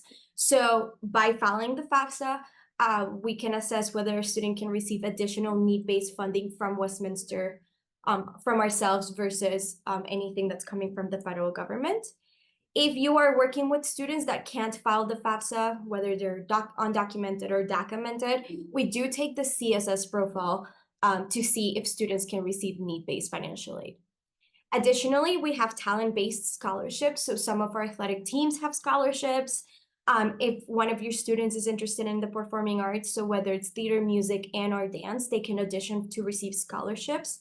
Our honors college also has 4 $5,000 scholarships that are renewed every year. So I'm more than happy to talk to you about those if you do have questions. And of course, we do take external scholarships, so like any Utah scholarships students can use to pay for their education at Westminster. But we do have a program that is specific to Utah students called the Westminster Commitment for Utah Students, which are for students who apply by our February 3rd deadline, submit a FAFSA, their family income is $60,000 or less, and they have at least a 3.3 GPA at the time of admission, they can qualify for full tuition at Westminster, which is really exciting. So there's that QR code if you feel like scanning it and learning more about it. I am more than happy to talk to you about it as well. There's no separate application, so if a student automatically qualifies for this criteria, they will receive the commitment. So they really don't have to do anything else on their part other than just applying and submitted the FAFSA and their transcripts as well. So this is my information. That's my direct line, my email address. That QR code will take you to our visit page. So whether students are interested in coming on a tour, we do have some open houses in the fall as well, so students can register for both. And you can also find information on that QR code about the different counselors that work with students in your area. But if you have any questions and you really don't know where to go, feel free to send me an email, and I am more than happy to connect you to the right person. So if you have any questions, I will look in the chat right now, but thank you so much for being here, and we really do hope to see you on campus. Thank you, Valentina, for that presentation, and we'll move on to Ensign College. Awesome. Can you guys see my screen and voice? Everything good? Yes. Awesome. Well, on behalf of Ensign College, can I just say we're super excited and super happy to be able to share more information and some updates about what's going on with our institution. So let's just get right into it. So here at Ensign College, our main mission is to develop capable and trusted disciples of Jesus Christ. And the way we're able to do this is making sure that we can equip our students with practical power as they develop market-ready skills to help prepare them find a job and be prepared for that job, character through the honor code that we abide by here at our institution. Next, really the confidence that they'll get as they get a one-on-one and hands-on instructions by their instructors. And then lastly, the competency. We want to make sure all of our students are able to not just work and be successful, but really make a difference wherever they end up going. Now, what makes us unique here at Ensign College? Well, let's talk a little bit more about it. So we're located, for those who aren't aware, in downtown Salt Lake, and we'll touch a little bit more about our location here in a bit. We're also part of the church educational system, and within that system, we're known as the applied curriculum provider. So what that means is a lot of our instruction is going to be more applied and hands-on, because we want to make sure we don't only provide our students with the degrees and certificates they'll need to be successful, but ultimately leading them to a job and an employment. Next, around 2,400 students are served annually here at Ensign College. And then lastly, we have 40+ degree options ranging anywhere from certificates to bachelor's degrees. Next, I kind of want to highlight a little bit about our student demographic, and this is taking enrollment data from our previous fall semester back in 2023. But one of the things I really want to highlight is our country represented. As you can see there, we have 79 countries represented here at Ensign College. Almost half of our students are international students. So if any of your students are interested in an environment that's culturally diverse and enriching, that is something they can expect and experience here at Ensign. Our average age is around 24 years old. It's almost evenly split between male and female. And we actually have a good rate of first-generation college students, which is something that's really close to my heart, being first-gen college student. There's a lot of success and a lot of support that we're going to provide our students here as well.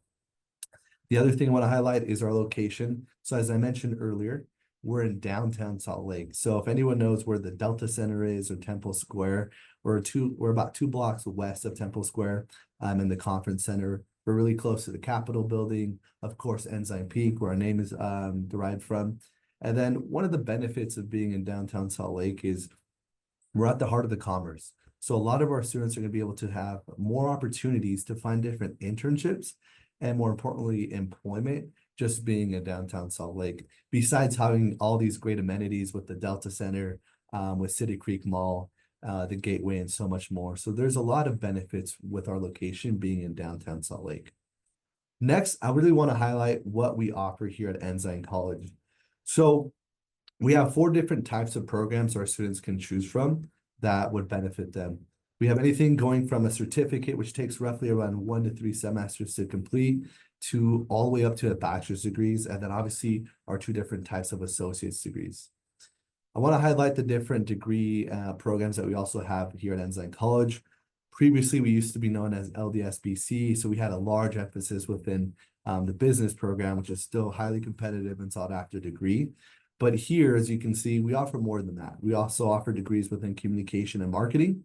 We also offer degrees in accounting and finance. IT is another very big field that we also provide. And then some of the other popular programs such as interior design and medical assisting. And again, these different programs range anywhere from getting a certificate all the way up to a bachelor's degree, depending on what the student's looking for. And so again, there's a lot of different options that we want to provide our students, depending on where they want to go and the level of education they want to obtain, obviously depending on their career choice. One of the questions I always pose the students I share this information with is, what is the reason we go to college? Or one of the reasons we go to college, and obviously, as many of you know, is to seek employment, right? To start your career in something that you enjoy, to be able to provide for oneself, right, and their families. And so at Ensign College, this is what we're pushing as well. And as you can see there, the biggest thing I want to highlight from this slide is 95% of our students graduate with a job, right, within 1 year. So again, we have a very high success rate of our students obtaining employment right after graduation. The other thing I want to highlight as well is certain programs are almost up to 100% job placement. So again, depending on what you study and when you come to Ensign College, there's a great chance that our students are going to find that employment right after graduation. Another thing students really look into is the student life. What can students expect to experience and enjoy here? Well, at Ensign College, we have a variety of different clubs and organizations that our students can go in and compete, such as within DECA, FBLA, accounting, cybersecurity. There's a lot of different clubs that our students can go in and meet individuals within their same program to create something new, to make a difference, and to go out and compete. And that's one of the things we're proud of here at Ensign, is a lot of our students are competing within these different organizations and beating out some of these top schools to win out scholarships. So again, there's always workshops and events every week that our students get to enjoy and improve themselves and to socialize. So that's something they can expect here. Next, our costs. So at Ensign College, we really pride ourselves in being one of the most affordable institutions within the state of Utah. So right now, it's divided up into 2 sections, whether you're a church member or a non-church member. Now, when students go to school, traditionally they go as a full-time student, meaning they take anywhere from 12 to 18 credits. That's going to be only right now $2,002. And that's it. That's a flat fee. We don't have any other application fees or other fees included on that tuition. It's just a flat rate of $2,002 if they're members of the church.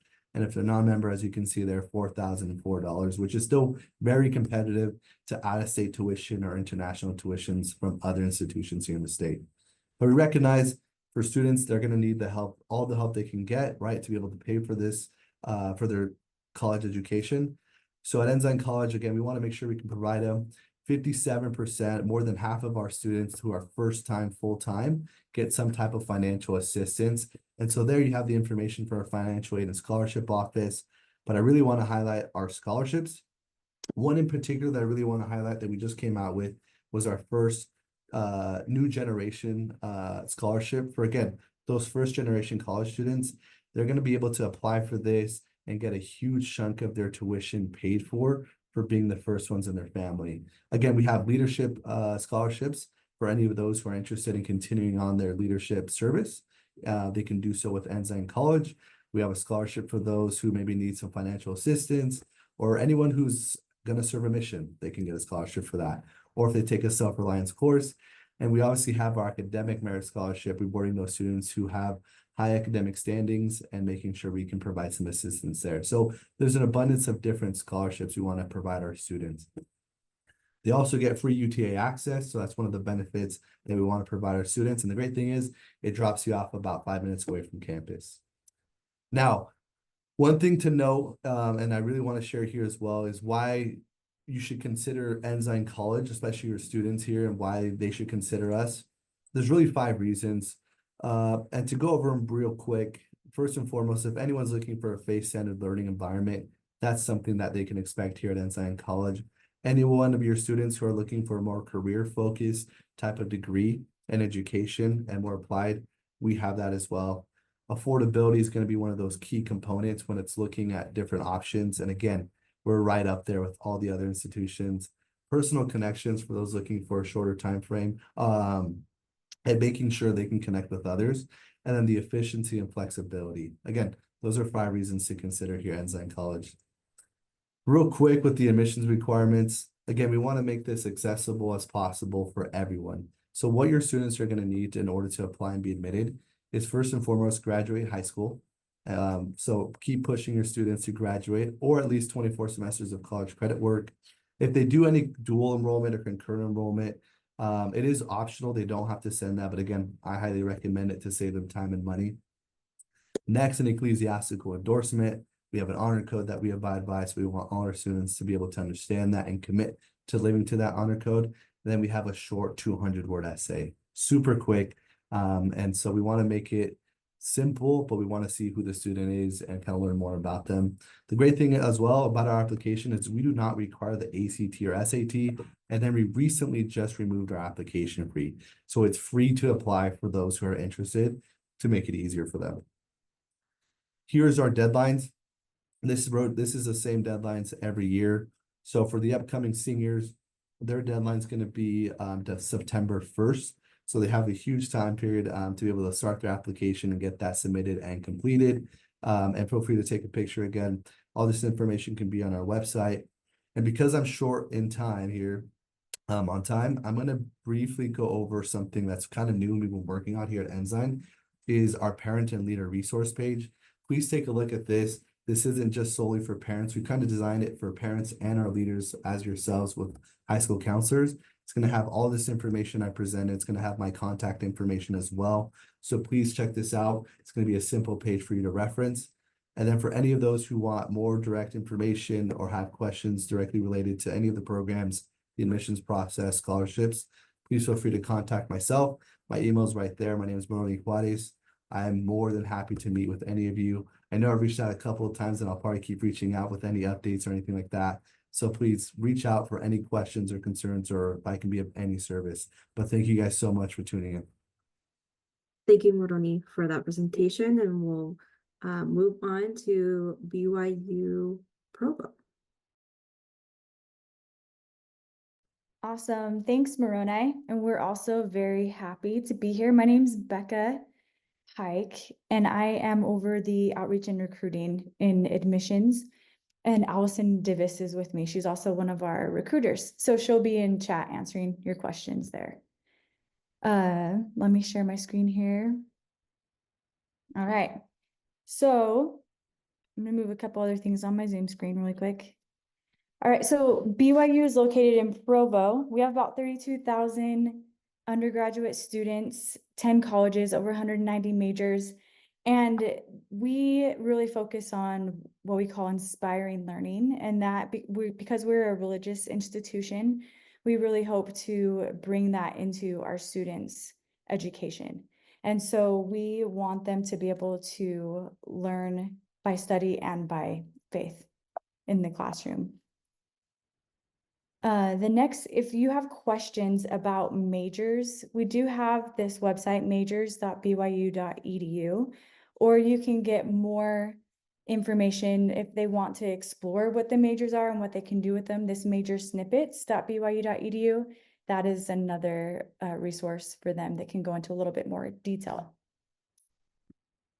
And what we look for, this is a question we get frequently from individuals. A lot of it has to do with their aims. I'm gonna actually skip this video. Makes a great, Sorry. what makes Here we go. The aims of a BYU education. This is a lot of what we're looking for, is if the students align with these aims, and so it's spiritually strengthening, intellectually enlarging, character building, and that it all leads to lifelong learning and service. So all of the essays that we have, everything in the essay or in the application points to these aims, and we want to know if they care about these as well. It's a holistic review, and so, I mean, in addition to those aims, or how we measure those aims, academic preparation, a conduct commitment, which we'll share a little bit more about here later, what that entails, essays and activities, recommendations, and then seminary and institute attendance. And if there's questions about any of those as well, again, please either put it in the chat, or we're going to give you some resources that you can always reach out to get some of the answers to these for students who want to apply. So personal preparation, attending seminary, challenging coursework. And with this, we tell them, take the most academically rigorous courses you can while still feeling successful. Extracurricular activities, it's not like they have a list of things that they will need to tell us that they've been involved in, but it will really help them as they write their essays, and we even have some places for them to talk about their activities. And we use some of those things to help us to see, again, those aims and if they're integrated into their life. So service, again, being one of those. Prepare.byu.edu will have a number of suggestions for how to help a student prepare. It has a list of the type of courses that are helpful for the university to see. It doesn't mean they're a requirement though, and sometimes people get really concerned about that. So know that they're not requirements, but they are recommended courses. A lot of times students will have questions about AP, IB work and what will count. And we actually have this website, apib.byu.edu, where they can learn more about our policies with it, but also transfer.byu.edu. Any AP work that they take, or concurrent enrollment, any college work that they want to know if it fulfills a requirement at BYU, then they can go to this transfer.byu.edu site and go to the course equivalency calculator, and it will tell them exactly what it counts for. So that's a good way to prepare for them if they know they would like to come here, if they want to make sure it's going to count. That's a good way for them to know that. So the application is adaptive, and so sometimes students will get concerned that they're not going to submit all the right information or whatnot, but it will change according to what their needs are. For instance, if it's an international student, they will have different information that they input from somebody who's been here domestically their whole high school career, and so it will adapt to what their needs are. There is a $35 application fee. They can get that waived though. And so there's this website that's listed, feewaiver.byu.edu. They can get that waived if that's a barrier for them.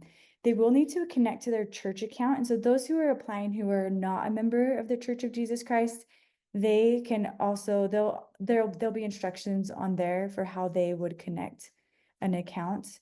And there are instructions provided online as well. Again, if there's any issues, they can contact us. The high school transcript, they will self-report that. We recommend that they look at one of the transcripts from your institution. It can be unofficial or whatnot, and they also need to understand how you list your, semesters, so that they'll know how to put the work into the application. college transcripts, if they've taken any college classes, then we will want to have a transcript from them. This is one of them that we always encourage them to give themselves enough time to get the transcript there. Sometimes students, before the day of the deadline, they're wanting to get this sent over, and that gets difficult. So encourage them to start these processes early. We actually encourage students to give themselves about 2 weeks to do the application, just because of the recommenders, which I'll talk about here, writing their essays and getting information like this. It is test optional through winter of 27 right now. And when I say that it's for most applicants, the exception to that are some things like if they did homeschool and it was not accredited, then we would need an ACT or SAT score. And this is when they can submit it if they would like to. But we have them think through, does this accurately represent your academic abilities? And then they can determine whether they'd like to submit that or not. The conduct agreement that has 2 parts of it, the ecclesiastical endorsement will be on their application. And this is where they meet with their bishop and their stake president, and they go over what it means to be a BYU student, what the standards are there, and if they agree to live it. So that's what will be involved in the ecclesiastical endorsement. For those who are not of our faith, they also can fill this out. They can either meet with a local bishop or whoever they consider their spiritual leader to be, to fill that out. And then we have a chaplain that reaches out to them as well. And then as part of all this, they agree to live an honor code. So the recommenders, there's 3 letters of recommendation: their current seminary teacher, somebody that they just choose, and then a core teacher that they've had their junior or senior year.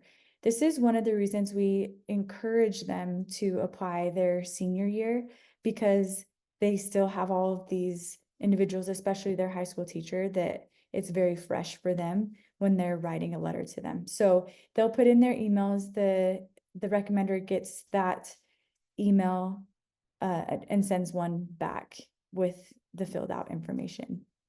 Essays and activities.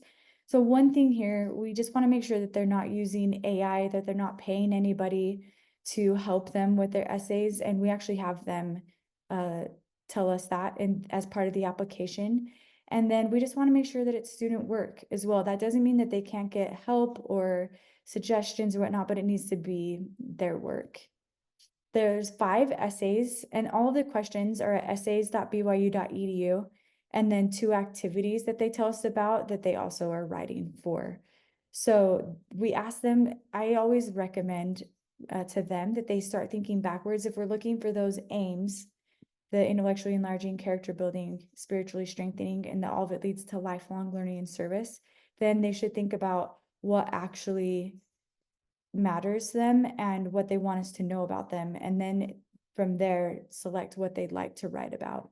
And another thing that we see frequently, some students will submit a really beautifully written essay, but we still don't know anything about them at the end. So we encourage them just to tell us as much as they can in the essay and spend less time creating a vision for us, like the whole show don't tell type of essay, which are beautiful, but not really what we're looking for in our admissions essays.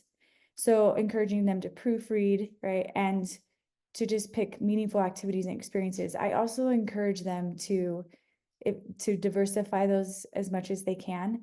One of the reasons we've gone to essays is so that we can level the playing field in a lot of ways. Some students are working to help their families, and that's something they can write an essay about.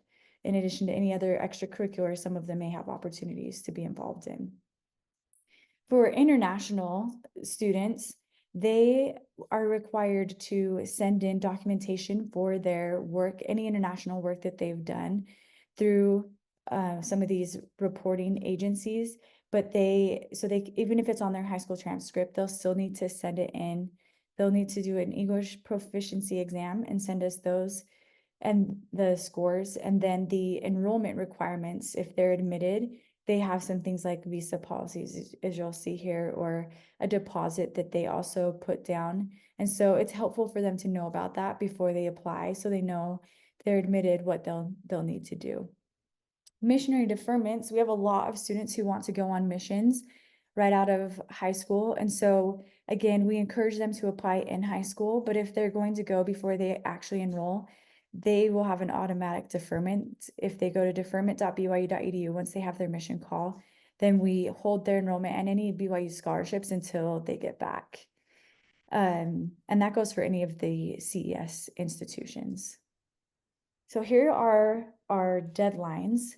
The app is currently open. The priority deadline gives them a little extra consideration if they get it in by November 1st. Another pro tip there is that it will also help them get in line for housing choices. Whatever order they submit their application, that's the order they get to choose housing in. So that's just a little helpful for some of the students who are wondering if it matters if they wait till the final deadline or not. And then again, the final deadline's December 16th.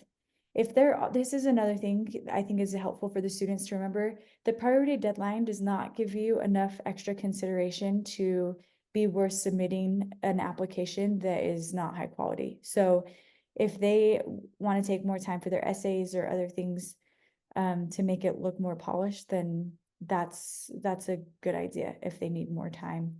And then in February is when we'll announce the decisions. There's many ways that they can pay for their education.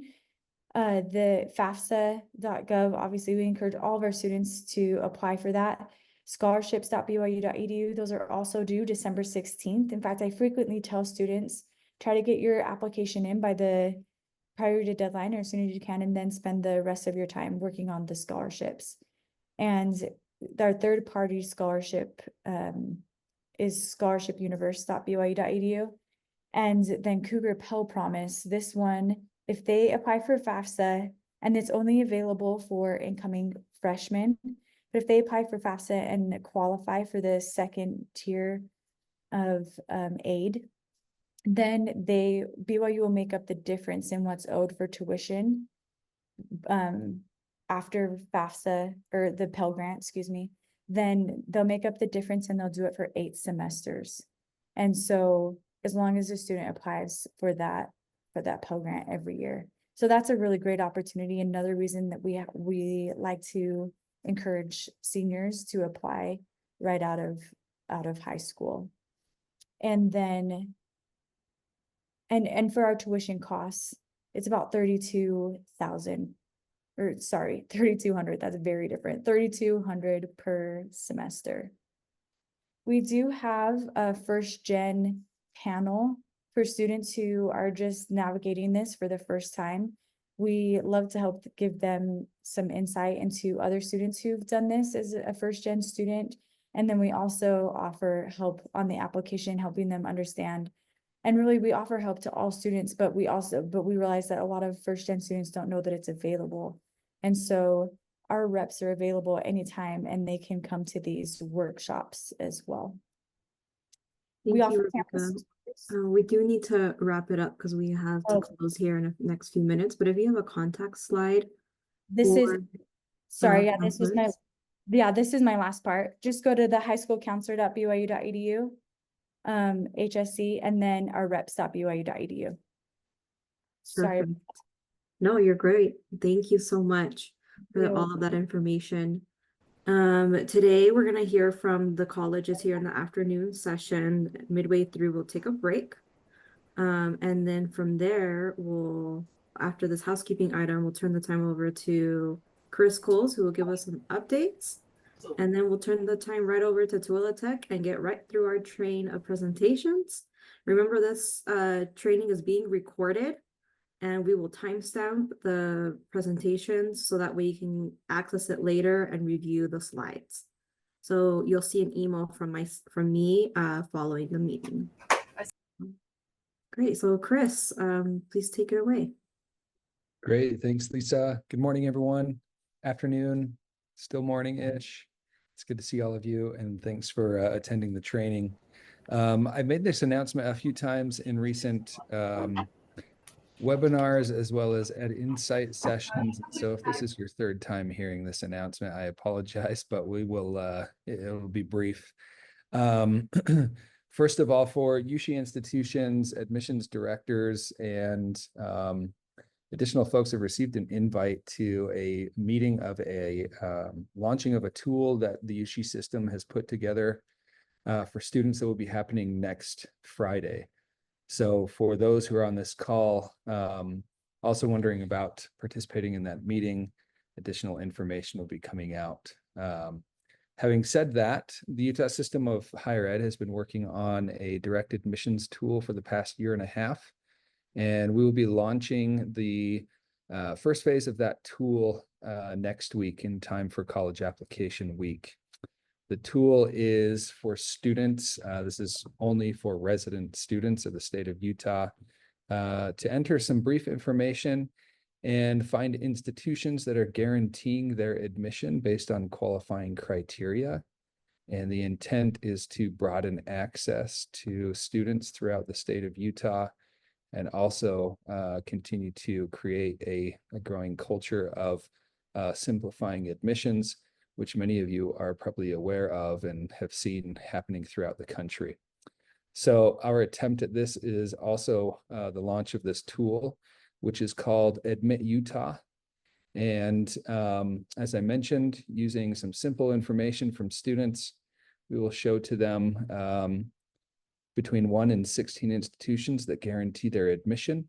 And then students will be able to continue through the admission process by applying to those institutions from this website. Future iterations of this will be launched next year once we have more full data integrations from USBE, but to utilize those student records and electronic transcript data to actually direct admit students into institutions. But until we reach that phase of the project, we wanted at least to release this phase, which will be a useful tool to students to see where they can, where they are accepted and guaranteed admission. So in addition to that, a lot of marketing materials will be going out next week directly to LEAs that are participating in UCA, as well as to our USHE institutions, admissions counselors, and recruiters to utilize during that week. Again, this is like a nonpartisan tool that just simply allows students to see options for post-secondary education in the state, and then to continue on and apply.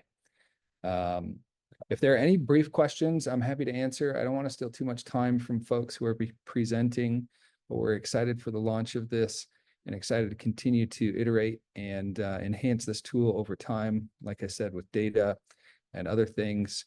But happy to answer any questions if there are some for the next couple minutes. Thanks, Chris. I don't see anything, but I think it would be helpful to have you put your contact information in the chat for folks that do. So now we'll transition right into our trainer presentation. So we have Tooele Technical College.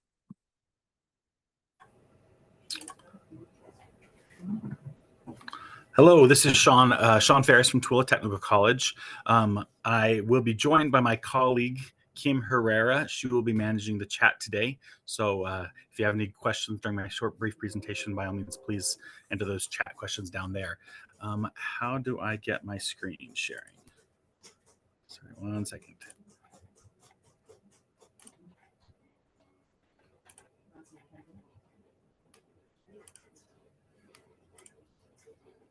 Okay, I hope you're all seeing slides.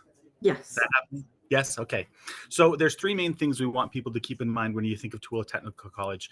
We are very affordable, we are very flexible, and by all means, we are achievable. We hope to have all of our students have a wonderful experience here at Tooele Tech, and our completion and placement rates seem to reflect that that does indeed happen. I'm doing kind of an adapted version of what I share with high school students, like during the high school tour, the UHED days. So we kind of talked to them about, hey, what are your plans for the future? And of course, if we can, we'd love some of our programs to line up directly into their plans, and it can be their training that they need to get launched in their career. But we will also take some time to talk about some of the options that might be applicable for students that might have a 4-year degree and plans, you know, aspirations, but still there might be some training they can do while in high school. The Tooele County School District here buses hundreds of students to us, and they come to Tooele Tech for 2 periods a day, either the first 2 periods of the day or the last 2 periods of the day, both on their A and B days. So we have a lot of high school kids jumping on and taking advantage of these options right away, again, while they're still in high school. Some of the programs are longer and might take them more time in order for them to be able to complete the whole program. And like I was saying, some of them are going to do this and they're going to go out and work in these fields right away, or they might just be using it to pad their resume as they're applying to some of our other USHE system schools or other schools across the country. So giving you a moment to kind of look over this list here. Almost all of these programs are available to students while they are in high school. And like I said, Tooele County School District, but we also have some will drive themselves over from the west side of Salt Lake Valley. If there's any questions about any of these programs, by all means, let me know, or maybe Kim can answer some things in the chat. I'm going to move along. There's a little video I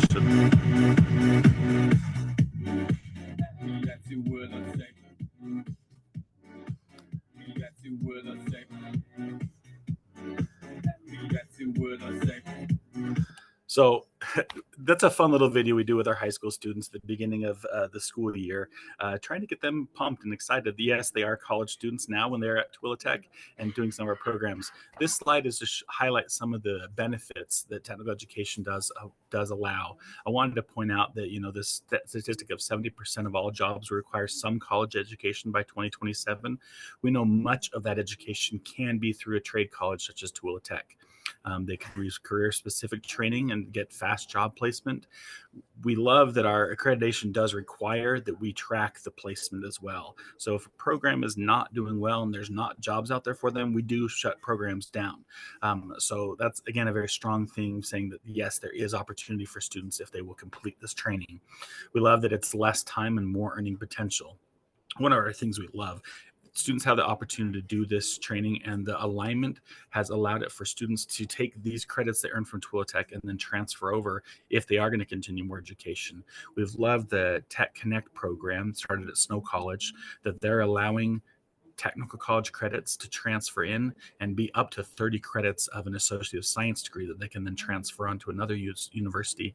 But again, they let these technology credits, tech college credits apply as elective credits.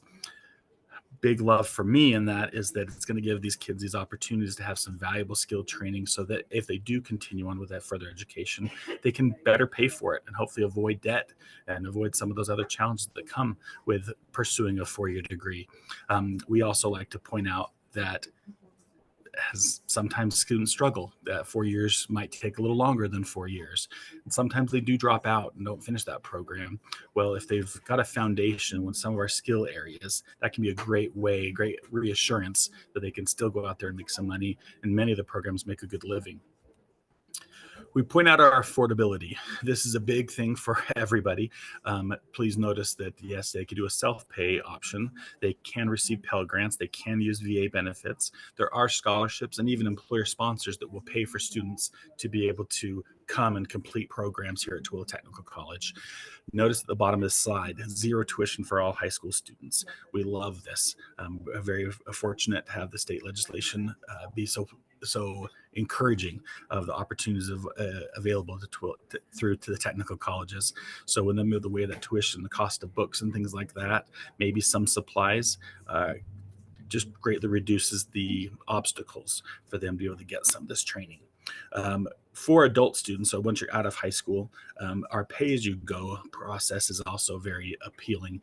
Instead of having to pay for a whole program, many of the programs they can pay for just that first course, and once they finish that first course, then they go to the second course and they pay for just that one. Makes it a lot more affordable for people to be able to do. I'm sorry, due to time, I'm not going to take time to show you this video, but it's a great little story of a student named Diego who actually came to us from Hunter High School. He and one of his best friends, they've been traveling out here throughout their senior year. They had it set up that they came all day during B day, and then A day was they were still at Hunter High, but they were able to finish the diesel program. Diego finished before he actually graduated high school, right around the same time. He was already working in the field, and the company, while he was in our diesel program, he was already working for one of our employer partners, and then they were saying, hey, stick around and we're going to make you full time and a great pay raise. So that made a great opportunity for Diego and his friend Aldo. Oh, We're gonna skip that video today. Oh, that's actually Diego right there in that picture. Again, I've talked about this flexibility. I do want to point out to people that Tooele Tech offers both cohort and what we call open entry programs. A cohort is probably most familiar for most people. There's a defined start date, and they're going to finish the program all together. They move through as a group for the most part, and trying to get all those competencies understood before they move on. The open entry program is students can start anytime. It's more open, extremely flexible. I love talking to a single mom yesterday who went, wait a minute, I can do automation technology and I get to build my own schedule around my children's lives. That is exactly what Tooele Technical College does. So some days she might be able to be here 5-6 hours. Other days she might be here for an hour. And then other days she doesn't schedule at all because of her life and other responsibilities. I do I have time to show a quick video here? I've been watching the clock as closely. I think I have a few minutes. I want to tell you about Mia. Let me just start this video. Mia attended a local high school, but then decided to come to Tooele Tech while she was still in high school. Let me know if you can't hear the sound. Hi, my name is Mia Oblad. I'm a senior at Stansbury High School. I'm currently attending Tooele Tech to become an emergency medical technician. I get to Tooele Tech by carpooling with Anna, one of my good friends. We're both taking this class together, and it's been a great opportunity. During my sophomore year of high school, my counselors came into our class, and they explained the opportunities of attending Tooele Technical College. I want to go to nursing school, and Tooele Tech is a great way that I can get ready for nursing school. Since I'm in the EMT program, this program is going to give me a lot of patient experience once I finish the program and I can begin working as an EMT. My instructor provides us with a lot of hands-on learning opportunities. This is great because it helps me think in a different way that I don't really think about when I'm just doing book work all of the time. My teacher encourages us to ask questions, and I really like learning that way. It helps me when I'm studying because I can make connections with what I've learned and what questions I've asked. Mia Oblad is the perfect example of a student that we like to see at Tooele Technical College. Mia comes to class early. She takes very thorough notes for the class. Mia is going to thrive in this career. She has plans to go further on in the medical field, and I think that EMT is just setting her up to expand herself further. I'll take 20 more students just like Mia if you got them. I'm so grateful that my counselor, Mr. Strassman, is aware of the opportunities that Tooele Tech provides high school students. It has been super helpful to me. I've noticed some students who don't take full advantage of the opportunity that Tooele Tech provides, which is sad to me. I mean, they get to come to college classes for free with great instructors and small class sizes. Even if this doesn't align with my career path, this is still such a great way to get employable skills. The partnership between my high school and Tooele Technical College has been so beneficial to me, and I know that it can help so many other students succeed as well.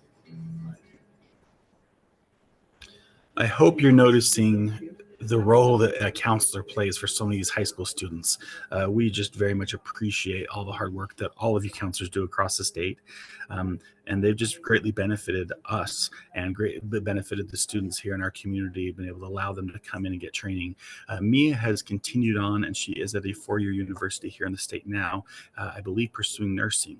And I know her and or other students that have done something similar. Talking to some colleagues yesterday about a high school student that became a medical assistant and is working as a medical assistant at a clinic while they are pursuing their nursing degree from a 4-year school.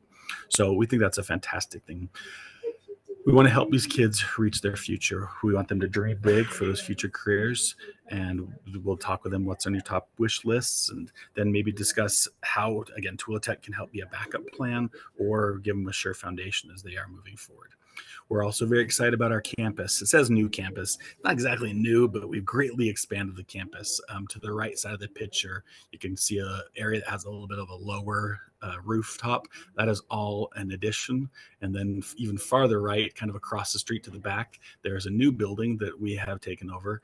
And then on the far left of the picture, kind of under the word us of campus, has a new 2-story area there that has been built out, moving some existing programs in that space. And also much of this is allowing for new space for us to have new programs as our local community needs it.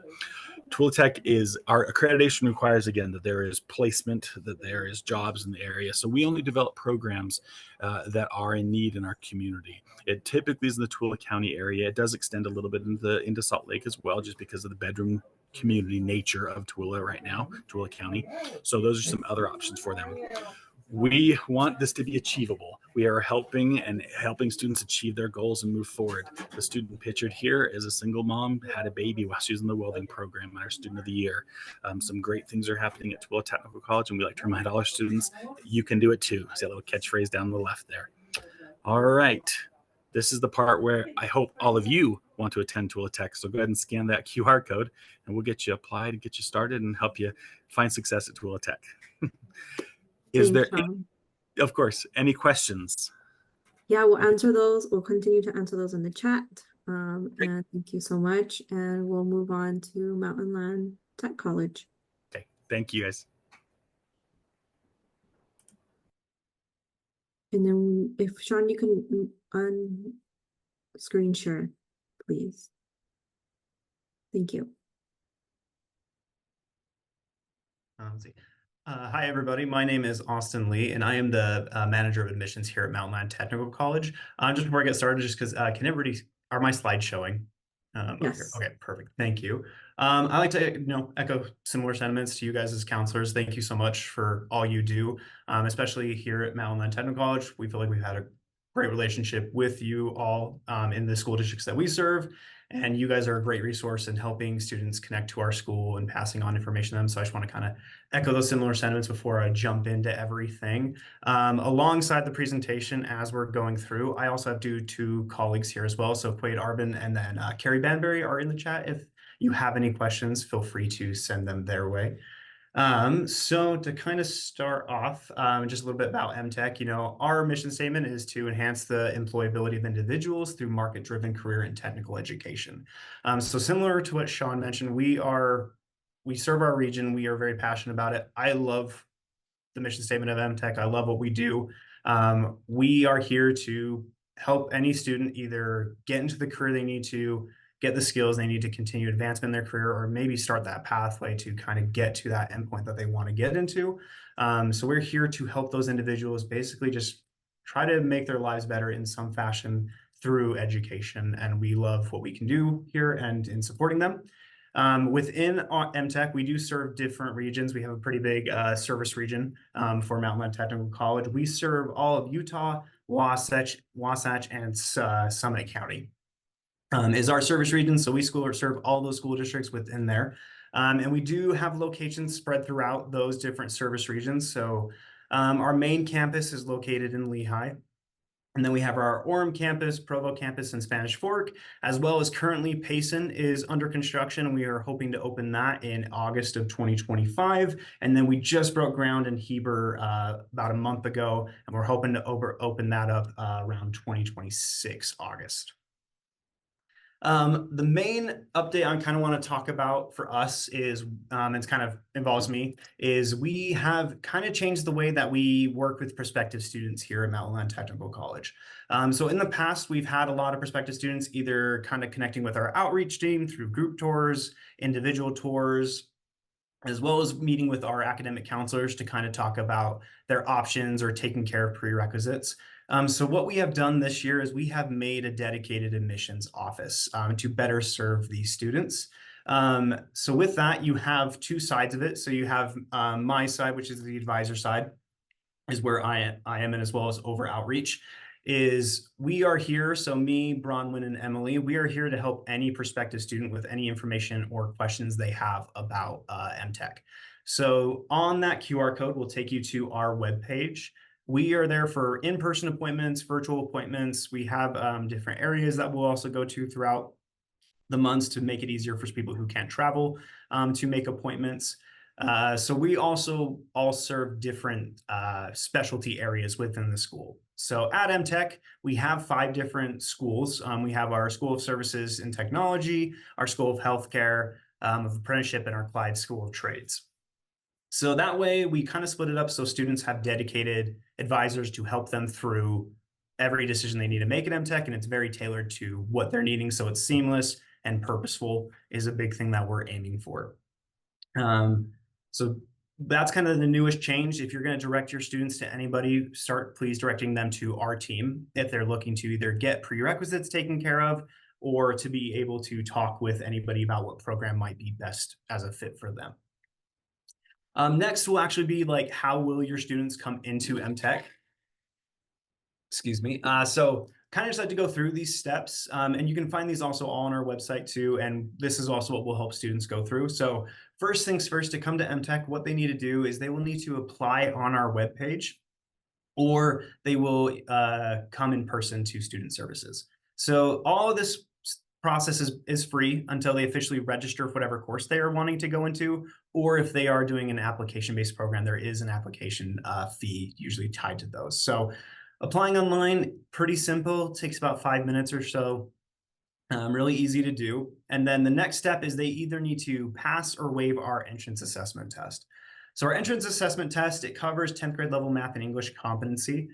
So to waive the test, they just need to either have a C or higher in 10th, 11th, or 12th grade math or English cumulative for those years, or a 19 or above on the ACT. And then they can get a picture of those transcripts and send them to transcripts@mtec.edu, and that will help them waive that to then get their student ID number.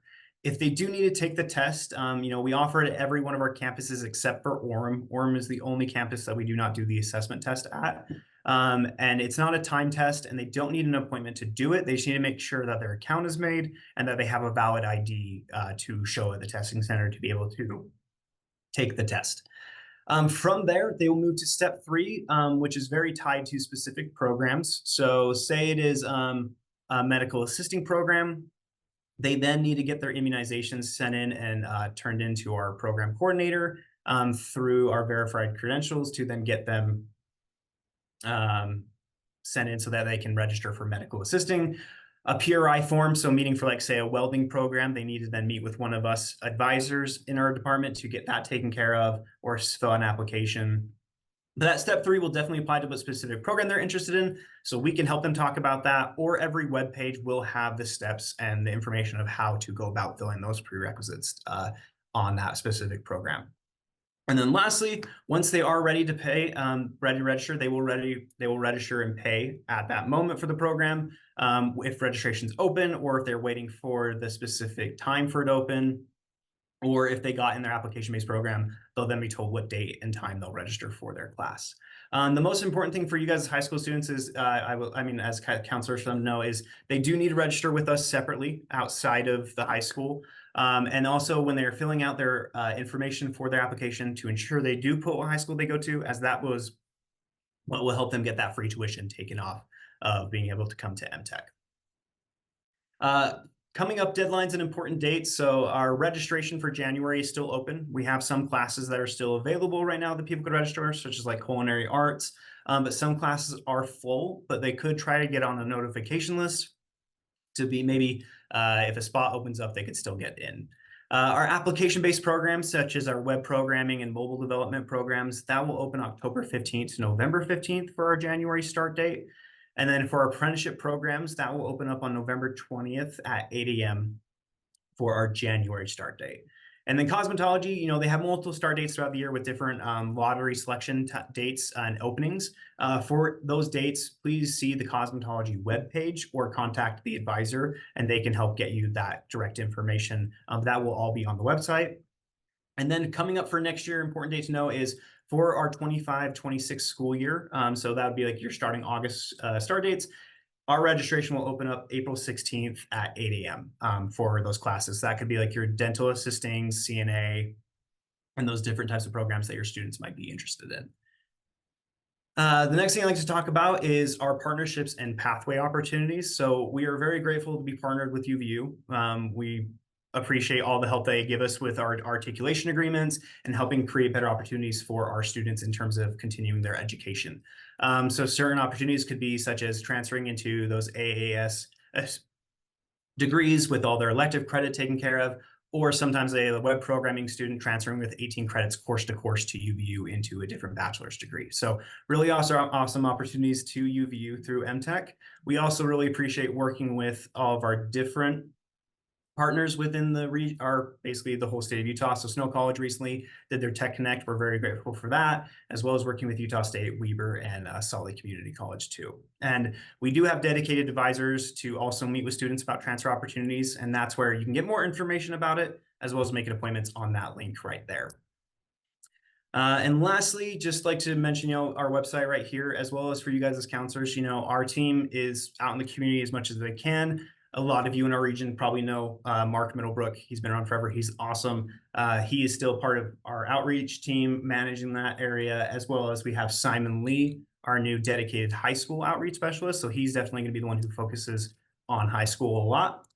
But if you need anything such as setting up a group tour, attending a college fair, giving a presentation to your students, or even delivering materials and supplies to your faculty or our counseling team to be able to hand out to students, definitely reach out to Mark or Simon and they can help get that set up for you. As well as on the outreach page right there and the group and the campus tours page, we now have a dedicated group tour intake form. So if you are requesting a group tour, please fill that out. You can pick like how many students you're bringing, what day and time you're looking for, and we will help get that scheduled for you too. But yeah, that is all I have. We welcome any questions sent to us through the chat or also after this. Please feel free to reach out to us and we will help out however we can. But thank you. Thank you so much, Austin. Now we have UVU.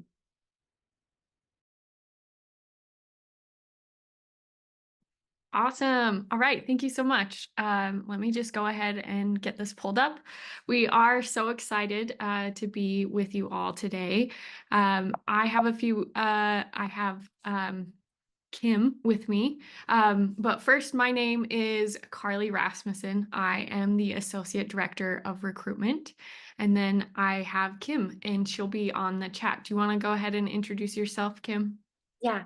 Hi, I'm Kim, and I'm an admissions counselor at UVU, so I work closely with Carly. Amazing. All right. Well, we want to welcome you to UVU. We are located in Orem, Utah, just right off of I-15, which is great for any student who wants to be in the Provo-Orem area, or if they would like to commute. We are closely connected with UTA and Frontrunner, and so it's a great experience for students who want a close by experience.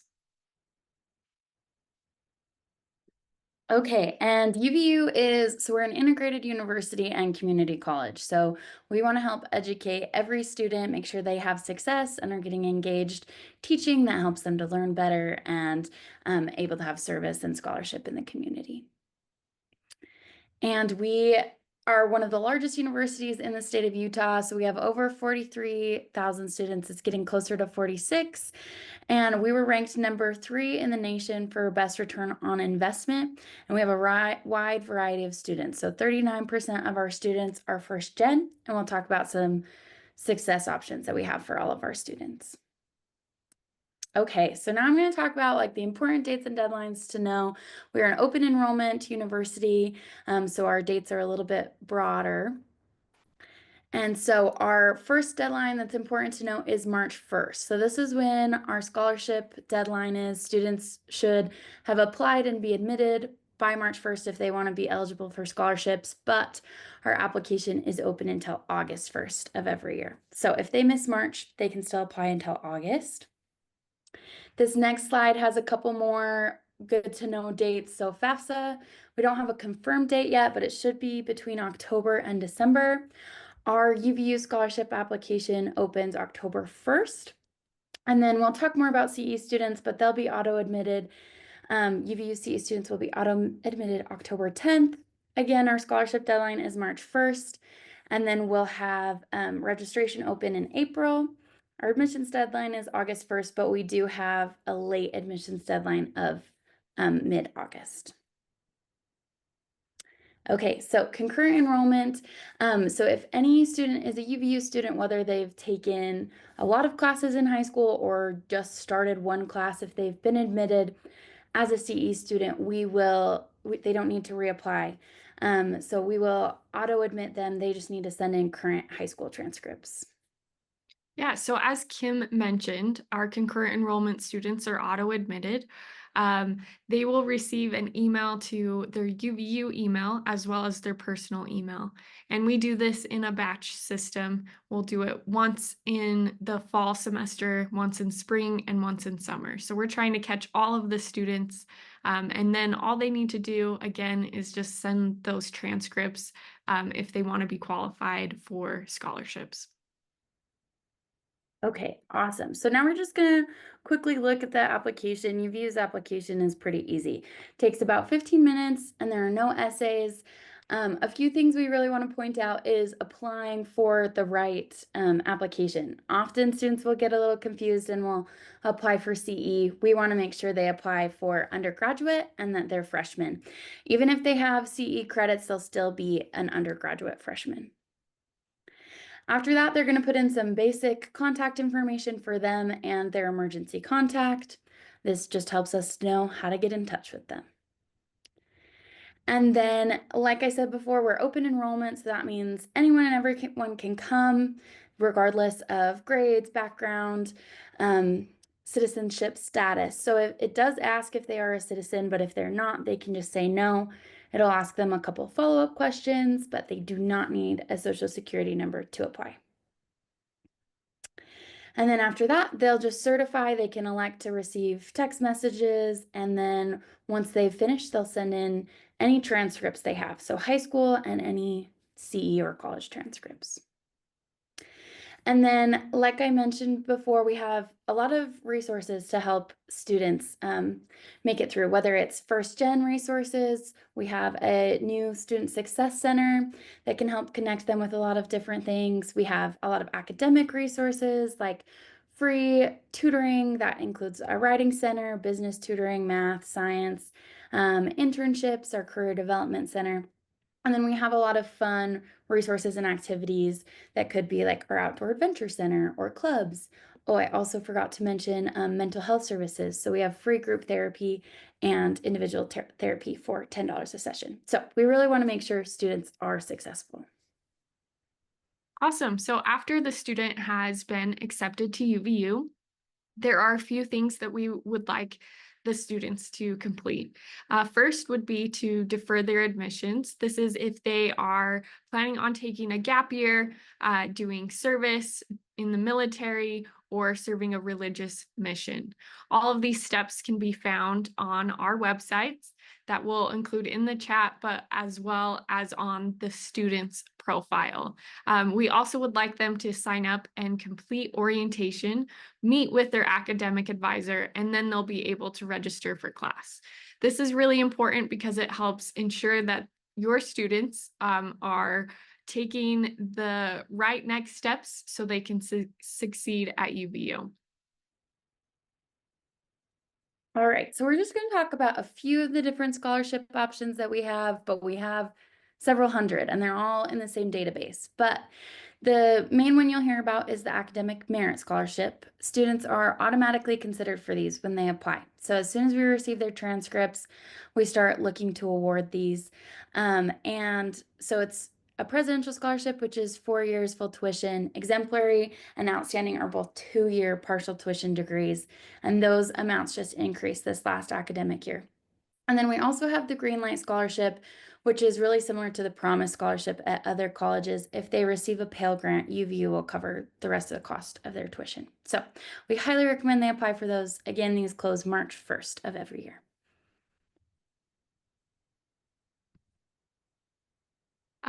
We just want to reiterate that learning is for everyone. We quickly want to highlight some of our Utah residency House bills. We have HB 118. To be qualified, the student must be admitted to UVU, meet the requirements, including having proof of their classification, as well as submitting their visas. And then as soon as they're applied into the program, into the HB application, they can also meet with a residency coordinator. Similar for HB 144, the student again needs to be admitted and meet these requirements, and then they can apply for the program and meet with a residency coordinator. And then one last one, HB 102, be admitted to UVU, have submitted the application or have been granted status, and then they can meet with the residency coordinator for reclassification. We have all of this listed on our website, and we have excellent residency coordinators that are also listed. So if your student has in-depth questions, we recommend making an appointment with them.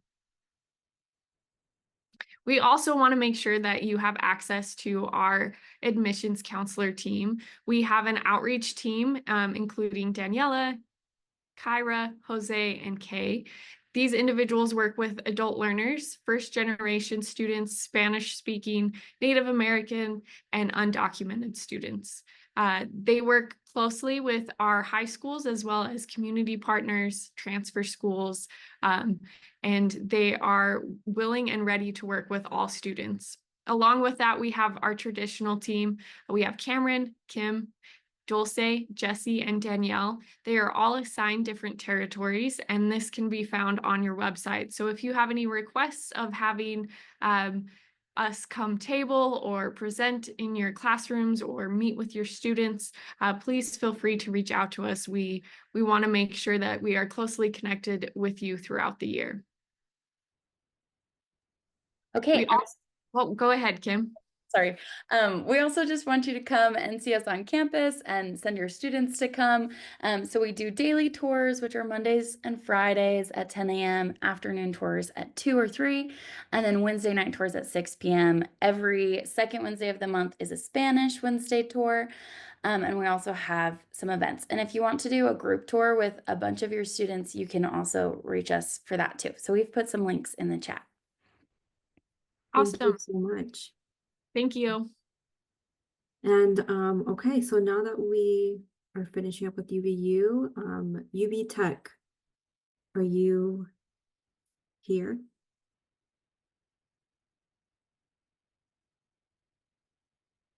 Okay, so we will actually transition over to Snow College.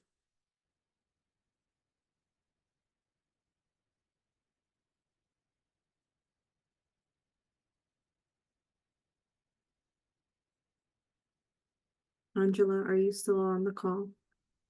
I'm so sorry I'm here. You're good. Having a Glad technical you're here. difficulty, but I will be right with you. Let me get my PowerPoint up.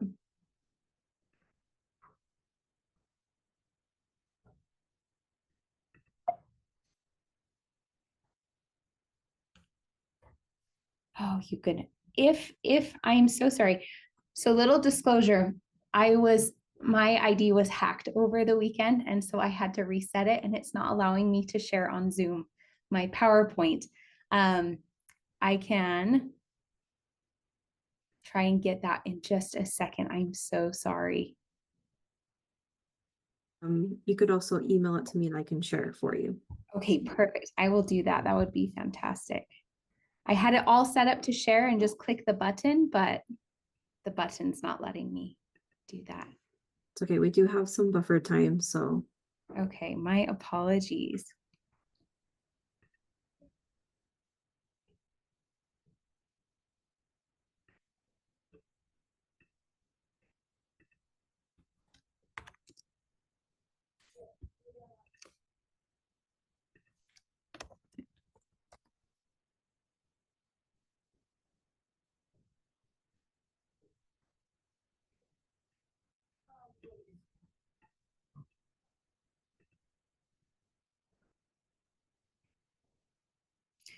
Okay, well, while that is getting to Lisa, I'll first introduce myself. My name is Angela Sanders. I'm the Director of Admissions at Snow College, and I'm honored to be presenting to you today about Snow College.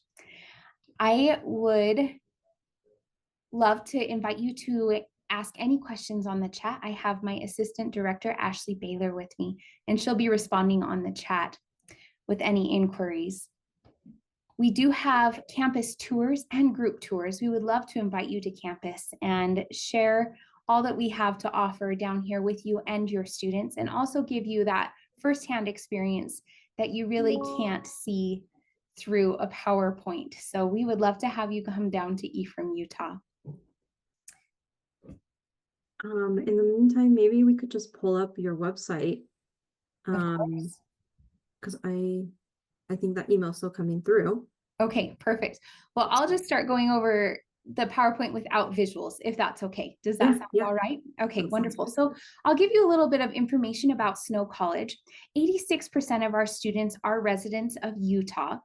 We represent 79 countries here at Snow College. We have a very robust international community, which has been so beneficial for our students here. We also, 74% of our students receive financial aid. We have an 85% success rate, meaning 85% of our students either graduate or successfully transfer to another institution. We are the experts at two-year education and really teach our students how to learn and make those connections with them so they're ready to move on and receive their bachelor's degree. 58% of our students are full-time students. Our top 3 majors consist of general education, business, and nursing. Our student background, 74% are underrepresented. 73% come from low-income families. 44% are first-generation students, and 58% of our students come from rural Utah. So we are a perfect home for those that perhaps don't have that long tradition of higher education in their family and really assist those students in succeeding. And Ashley, I believe you're on here. Would you mind just pulling up that PowerPoint from that I previously shared with you? And maybe we'll have Ashley share her screen. One statistic that we really boast is Snow students who transfer to another institution and graduate, they graduate at a 12% higher rate than those students who start at the 4-year institution. This is such a testament to the success of those small class sizes and a personal relationship with your instructor. They are invested in every student's success and pride themselves on their students understanding the concepts they're teaching in the classroom. We are the most affordable institution in the state of Utah. Our tuition for fall of 2025 is $1,965. We do have a cost saving calculator on our website. It's snow.edu/compare, and you can go there and use this as a tool as you're working with those students in your high schools to see, what they'll be saving, what is going to be their net out of pocket to attend Snow College. Sometimes they get larger dollar amounts from other institutions, but with our scholarships and low tuition rate, we typically end up saving them more money. We offer 4 academic scholarships. Those scholarships are available now upon applying to Snow College. And that academic scholarship window, it closes on March 1st. So in order to be considered for that academic scholarship, oh, perfect. If you'll slow down. So go back, Ashley, I'm so sorry. Yeah, we'll just pause right there. To apply for those academic scholarships, you'll want to apply now. Now, the great thing about these academic scholarships is they are stackable with private scholarships. We have some of our students who are receiving financial aid, an academic scholarship, and perhaps, and they're making money from coming to school here. So it is a great way. Our GPA standards are a little bit lower. So our honors academic scholarship GPA starts at a 3.0. So if you have students that maybe school isn't, where they shine, but they're doing a good job, they're getting through, we have academic rewards for them. Okay, Ashley, if you'd like to skip to the next slide.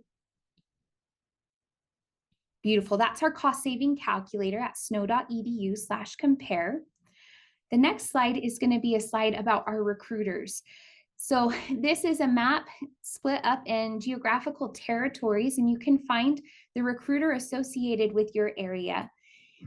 They would be happy to come to a tabling event, assist you with any questions you have about the admissions process, or if a student needs someone to talk to, they would be their best go-to to get information about applying and being admitted and next steps to coming to Snow College.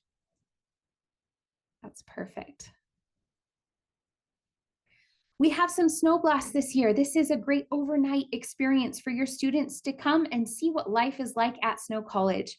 This will include a campus tour. They'll get some swag. They get to participate in student life activities.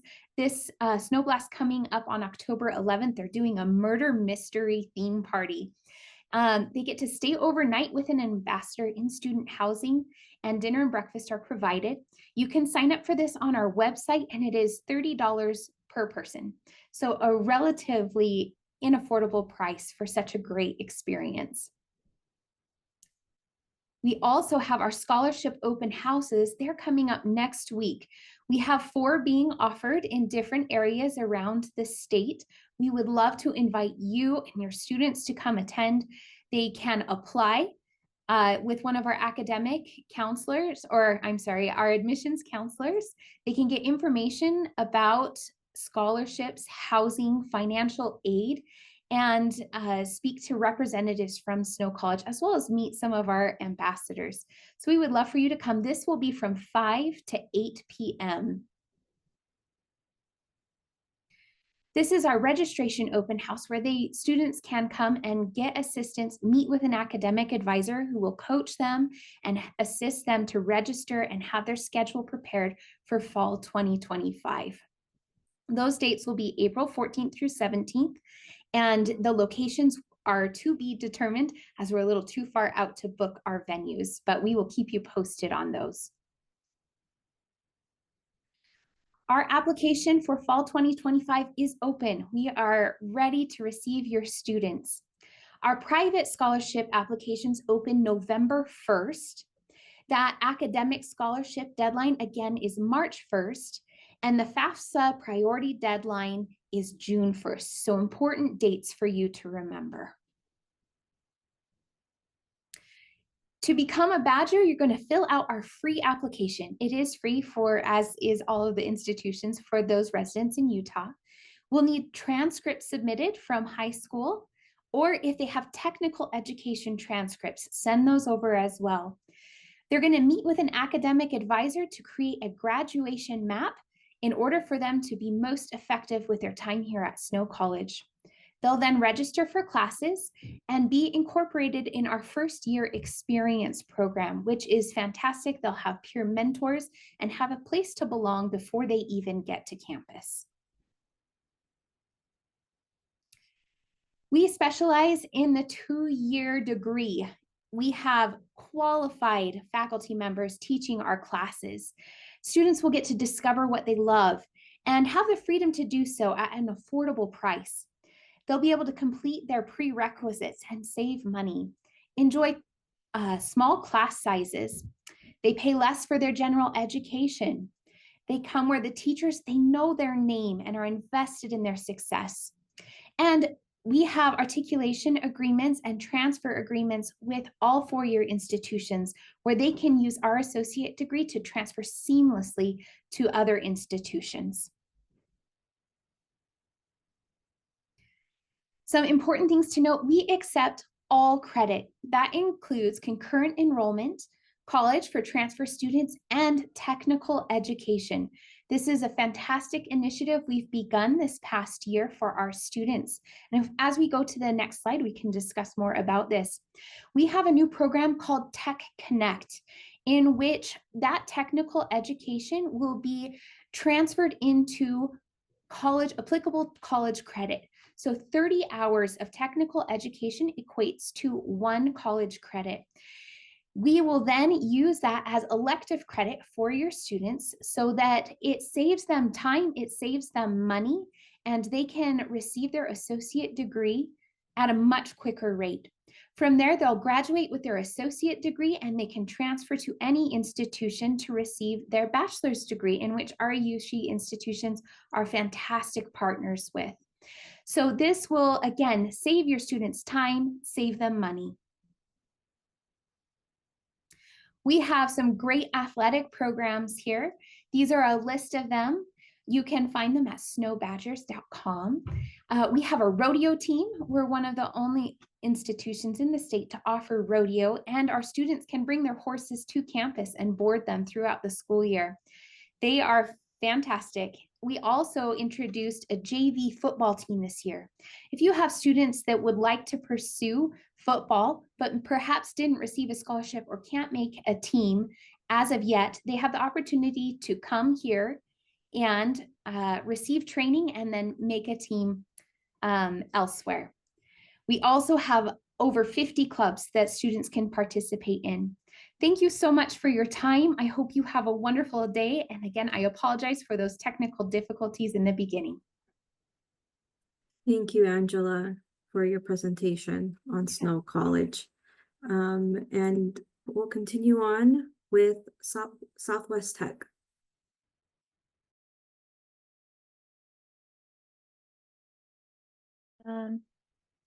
Hi, everybody. How are you? Just going to share my screen very quickly. Give me one quick moment.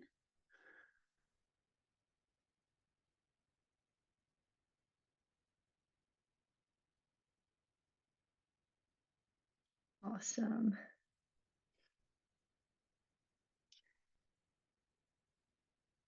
Great. There we go.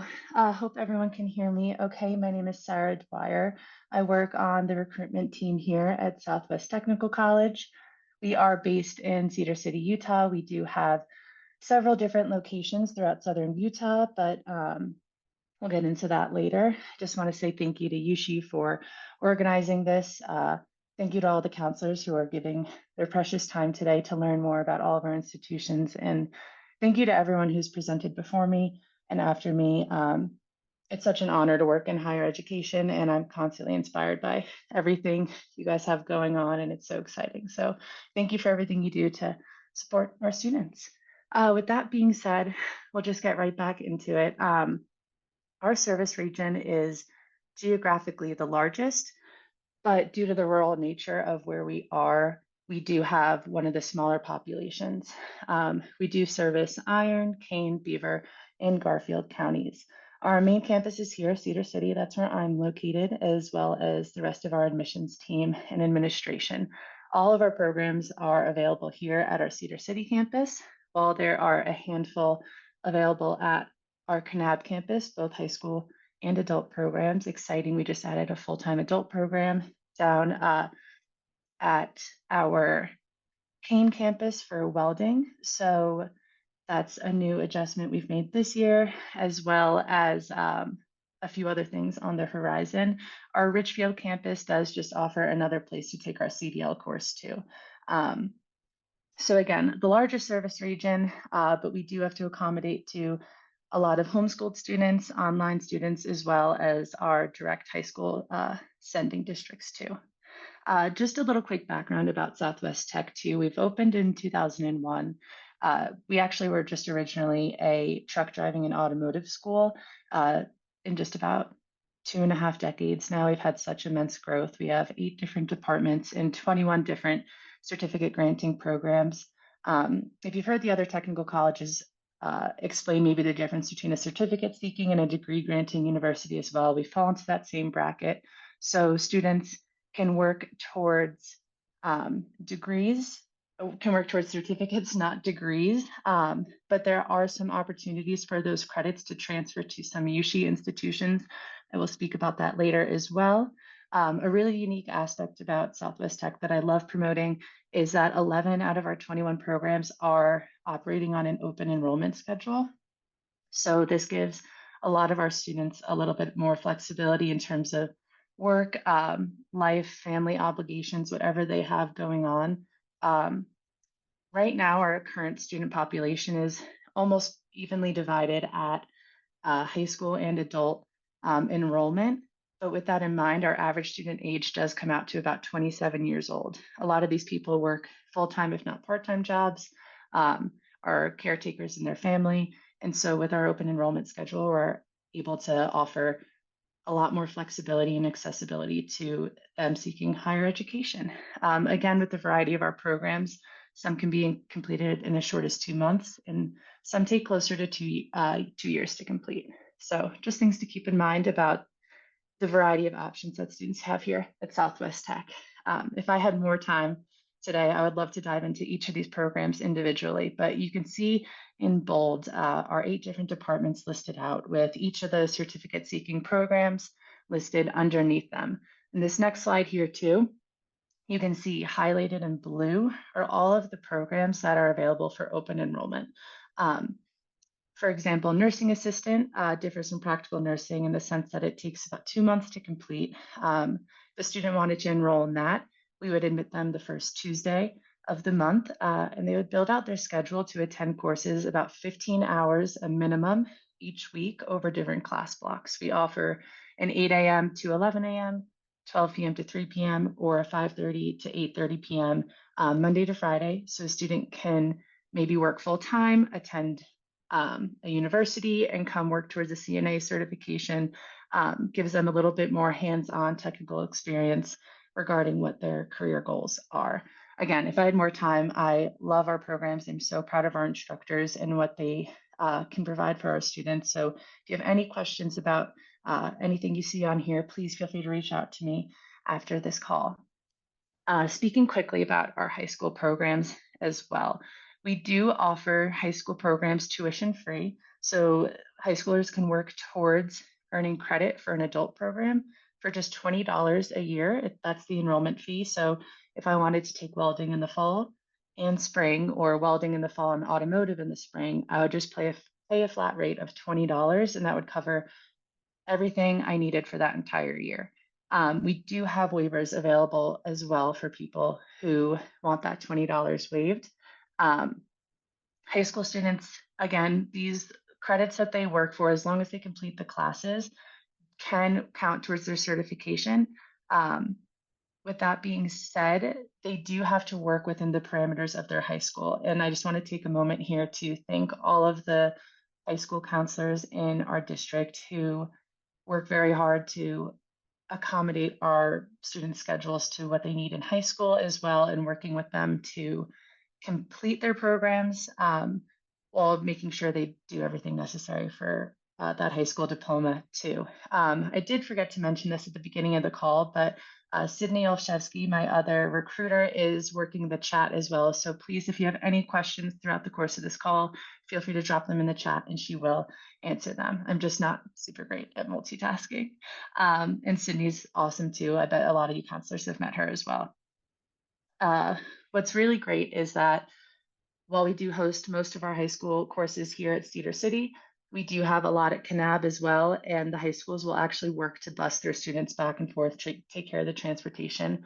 And we are trying to add more high school programs all of the time. When students come, they do have the option to maybe purchase their own gear and tools if that's something that they want. But for example, using automotive and welding again, they have hoods here that they can loan out while they're in class. They have tools that they can use while they're in class as well. They just have to return them back to the school. So again, for $20, they can get amazing career exploration, seeing what they're interested in, or maybe working towards a certificate to get them that secure job after graduation.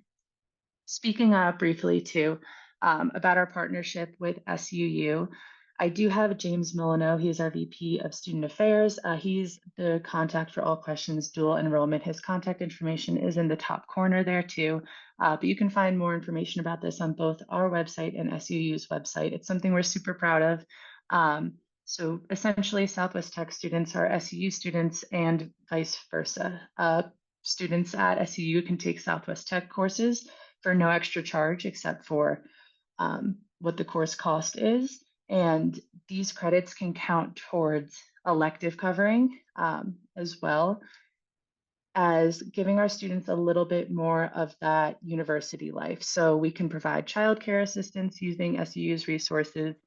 student housing as well, and student activity opportunities such as sports games, library use, facility use, different things like that, that give our students a little bit more of that 4-year university experience if that's something that they're seeking. I believe it's a rate of $50, and they can access all of that for the entire year. Listed down here, just some of the examples of course equivalency partnerships. You can see how some of them would overlap. We are always trying to introduce more.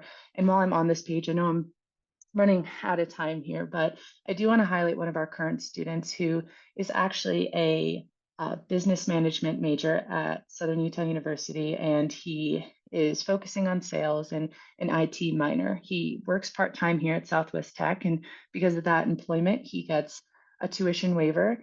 And except for one course he has to take for his minor at SUU, our IT program is completely covering his minor, again, plus that one course. So he gets to come here, work hands-on, earn that minor, as well as his major canceling out 2 of his S-Tech courses as well. So there is an overlap. That's just one really great example and someone we're super proud of. And we hope to see more of those cases in the future. Again, if you have any questions about the dual enrollment process, please feel free to reach out. Speaking quickly about our financial aid too, 12 of our programs are eligible for that FAFSA. We do always encourage students to apply for it as well, knowing how Utah's FAFSA application rates are ranked nationally. If a student for whatever reason isn't Pell eligible, we do have a needs-based funding. We have a scholarship committee that meets once a month. And so if for whatever reason a student isn't eligible one month, they always have the opportunity to apply for the next one. A stipulation about all of our scholarships is that you must apply for FAFSA in order to pursue the next one, just so we know. So we do always encourage to get those FAFSA application rates up to. We also have the June Thornley Scholarship for members of the Paiute Indian Tribe of Utah as well. We have a tech ed scholarship, so some of those high school students who work towards credits but don't fully complete them, that's something they can pursue too. We also have custom fit and business sponsorships where local businesses and organizations will sponsor students to come here. Again, I could talk so much about financial aid, but Paul Thornley, our financial aid counselor, would be much more well-versed to answer your questions. His contact information is in that top right corner as well. Our application process, just to wrap things up, is very straightforward. We have a QR code here for students to create their account. 2 of our programs do have specific applications that require prerequisites. Again, with the range of programs we provide, some don't have any prerequisites. Some might need university accredited courses such as practical nursing. There are age minimums for some of our nursing programs and CDL programs. So things to keep in mind that they are program specific. All of this can be found on our website, or feel free to reach out to. We do have an entry-level CASIS testing, which is a basic math and English test. It's very oftentimes waived as well by high school transcripts or recent college transcripts as well, or ACT scores. We do require payment to enroll, but we do give a lot of our students the option to pay course by course for a majority of our programs, which makes it a lot more accessible than paying a lump sum all up front. And as always, please, please, please come by and take a tour with me, whether it's individual, whether you're someone from another institution here. If you're ever in Cedar City, please scan this QR code, check out our tour calendar. I would love to show you around, or someone else on our recruiting team.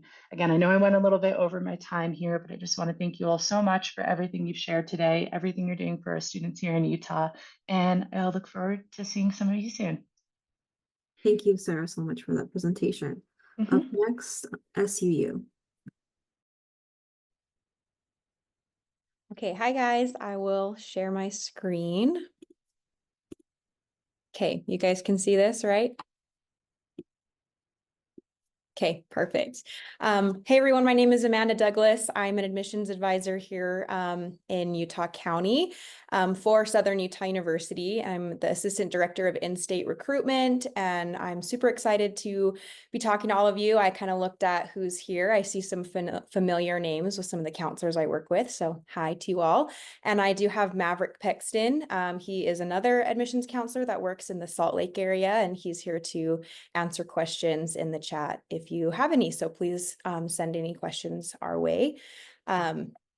We'll just start here with just like our quick facts sheet. There's a lot to look at here, but some things that I really like to point out is our notable programs. So we are really well known for our education program, as well as nursing, aviation. Our business program is very, very successful right now. We pretty recently, about 5 years ago, built a new business building. And because of the success in that business program, we're actually building an entire expansion to that right now, which is really exciting. And a lot of that building is going to be kind of conference areas for job fairs, networking opportunities for our students. So that's something that I'm very excited for. We also have our brand new filmmaking program that's been up and running now, and that is a great notable program. So I will be able to just share these quick facts with you if you want to look over these a little bit more, as well as our program and degree sheet. As you can see here, there are a lot of programs and it's really hard to kind of see everything right now, but we did create a couple more. We also, as Sarah mentioned, have that dual enrollment program with STech. So that is a great partnership. We're super excited to offer that to students. So if you have students that are interested in those technical skill sets, those certificate programs, please refer them to that dual enrollment program because they have all of the benefits of being an SUU student while getting that certificate and that hands-on technical experience as well. Some new degrees that we have started this year. A lot of them are in our College of Science and Engineering. Our civil engineering bachelor's degree has now 3 emphases: construction management, environmental engineering, and water resources. We have a new data science bachelor's degree, and that's really a combined degree with math, computer science, and business. So it actually overlaps a few different departments. We have electrical engineering now, our financial technology, software development, and a human nutrition applied health emphasis. We are also working on 2 buildings, like I mentioned, our business expansion building, and then a new music center as well. And that picture that I show over here in the corner is going to be what our new music center is going to look like. So it'll be really pretty. As far as information that you can tell your students during UCA, our application is free all year. We have those booklets, our travel pieces on the back of those travel pieces that we are dropping off at your schools and handing out to students. It does pull up a QR code for our free application on their mobile device, which is a really nice option. I always tell students at UCAS, if it's easier for you to just pull out your phone and do it, you can upload it on your phone. It really only takes students about 5 minutes to fill out that entire application. Anything on the application that a student doesn't know, they can leave blank and it will still submit. So if they don't know their social security number, tell them that's okay. They can leave that spot blank. And then it is also not necessary for them to know exactly what they want to study or have that completely narrowed down for that application. A lot of times I get a student who have applied and they, put business on their application, and then they email me and say, oh my goodness, I actually don't want to do that. What do I do? It's not official what they put on that application. So if they, don't know or have a lot of interest, it's not that crazy if they just pick something that they're slightly interested or maybe think that's the direction that they want to go and change that later. Again, there's no waiver code. Our application will submit completely free once they finish that application piece. And then the last part of their admissions process is we just need to receive their high school transcripts. Those can be emailed from you guys as the counselors or the student directly to admissions@suu.edu. If you work really closely with one of our admissions counselors, like myself or Maverick, just send us those transcripts as well on our secure links or our emails, and we can get those processed as well. And then concurrent enrollment students do not need to reapply, but we do need a transcript, which is pretty, I think, typical with all of the other institutions that's presented today. For our financial aid and housing, you can kind of see on the left-hand side our cost breakdown. We do offer a ton of financial aid, which I'll kind of talk about here in a second as well. But our average cost out of pocket for students is only about $400 a semester. So we're really proud to offer that. That is because of how much financial aid is available at SUU. We want to make sure that a student has the best experience possible. So while the tuition is about $3,000 a semester, you can see that a lot of that cost is covered and they're only paying about $400. And that is including with their housing and dining plans. So you can see on the right-hand side are a few of our housing options. For students that are really stressed about paying for housing, we do offer scholarship housing available. It's an off-campus option, but that will cover 75% of the cost of their living. So that's a great resource. Contact your admissions counselor for more information on that if you have students that you think would benefit from that. And I always recommend students do live on campus if possible, because it is that really social atmosphere and it's just easier. You don't have to sort through everything, but contact us and we can show you our off-campus housing options as well.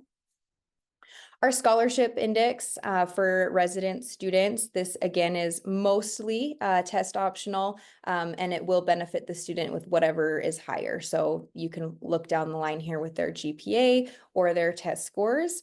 And we also do allow students to resubmit test scores and transcripts up until March 1st of their senior year, so March 1st of 2025. And if their GPA increases even after they've applied during UCA or in the fall, we will admit them or give them a higher scholarship. The only exception to those that test optional or that March 1st deadline is our full tuition president's scholarship. You'll see here this word "and" in the middle. So we are now requiring the test scores as well. So we're looking for students with a 3.9 or higher GPA and a 28 or higher ACT score, and a ACT of 28. And we need those to be submitted to us before December 1st. Those students who complete that, meet those requirements and complete that application before December 1st will then be put into a review process. So it's not 100% that they'll get those, but very likely that they can get that President's Scholarship. And if by chance a student is not awarded that President's Scholarship, they will automatically get our Fellows Scholarship, which is 75% of their tuition cost. So if you have questions on that, you can put it in the chat for Maverick. But we do allow those scholarships to be stackable with private scholarships and departmental scholarships. And we also still are offering our T-Bird Promise Scholarship. We've actually increased the amount that we have set aside for that to $1 million. So we have $1 million set aside for this needs-based scholarship. And really, this is just helping students and underserved populations be able to eliminate financial barriers and come to SUU for a very affordable price. And we do not stop allocating those funds until we have reached all $1 million that we have set aside. So lots of scholarship money available to students. That application opens October 1st. They do need to fill out the FAFSA in order to qualify for that. We also have a new scholarship that's needs-based, and this is our Thor's Pledge Scholarship. It's available to Pell Grant eligible Utah residents, and those students who live in a household with an household income of less than $65,000 will qualify for this scholarship. And it is a last dollar scholarship. We'll just pay whatever the student needs to cover all their tuition and fees. And then same thing, that it will open October 1st. Our priority deadline is December 1st, and then March 1st for all of our scholarships is that final deadline. If you do have other questions about financial aid, Jason and Dimitri are great resources for you and for the students as well. They meet one-on-one with students, so I definitely would recommend you reach out to them if you have any questions or your students have questions. We do encourage students and US counselors to come and visit our campus. We do offer tours every day, Monday through Friday, twice a day, and we have our Red Riot events. You'll see the dates here on the side. Those events are $20 and are a great opportunity for students to really see what the lifestyle of an SU student is like. And then lastly, we have our open houses, which is a great opportunity for students to see what SU has to offer, but not drive all the way down to Cedar City. I know that that's a hard commitment sometimes. So in a couple weeks, we have our open houses, and we are actually inviting US counselors to join us at these open houses from 6 to 6:30. So we have our counselor corner. You guys can come in and we'll be able to allow you to talk to Jason and Dimitri one-on-one, ask those financial aid questions, talk to us one-on-one. We have special gifts for you guys, food available as well. So please, if you have, those times available between 6 and 6:30 at your nearest open house. I don't have the St. George one on here, but that is on the 24th of this month. So you are down south, you can go to that one and come to our counselor corner. Awesome. Thank you so much, Amanda. Yeah. We'll leave that contact information up. There's our counselor or our admissions counselor contact. So please reach out to your nearest admissions counselor. You can also reach out to myself if you don't know who that is and really want to know. But thank you guys so much for all that you do, and thank you for your time today. Thank you so much. And we'll turn the time over to Dixie Tech.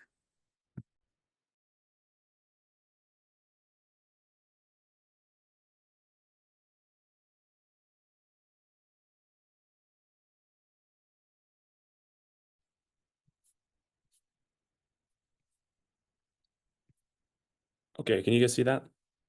We don't see it. Let's see here.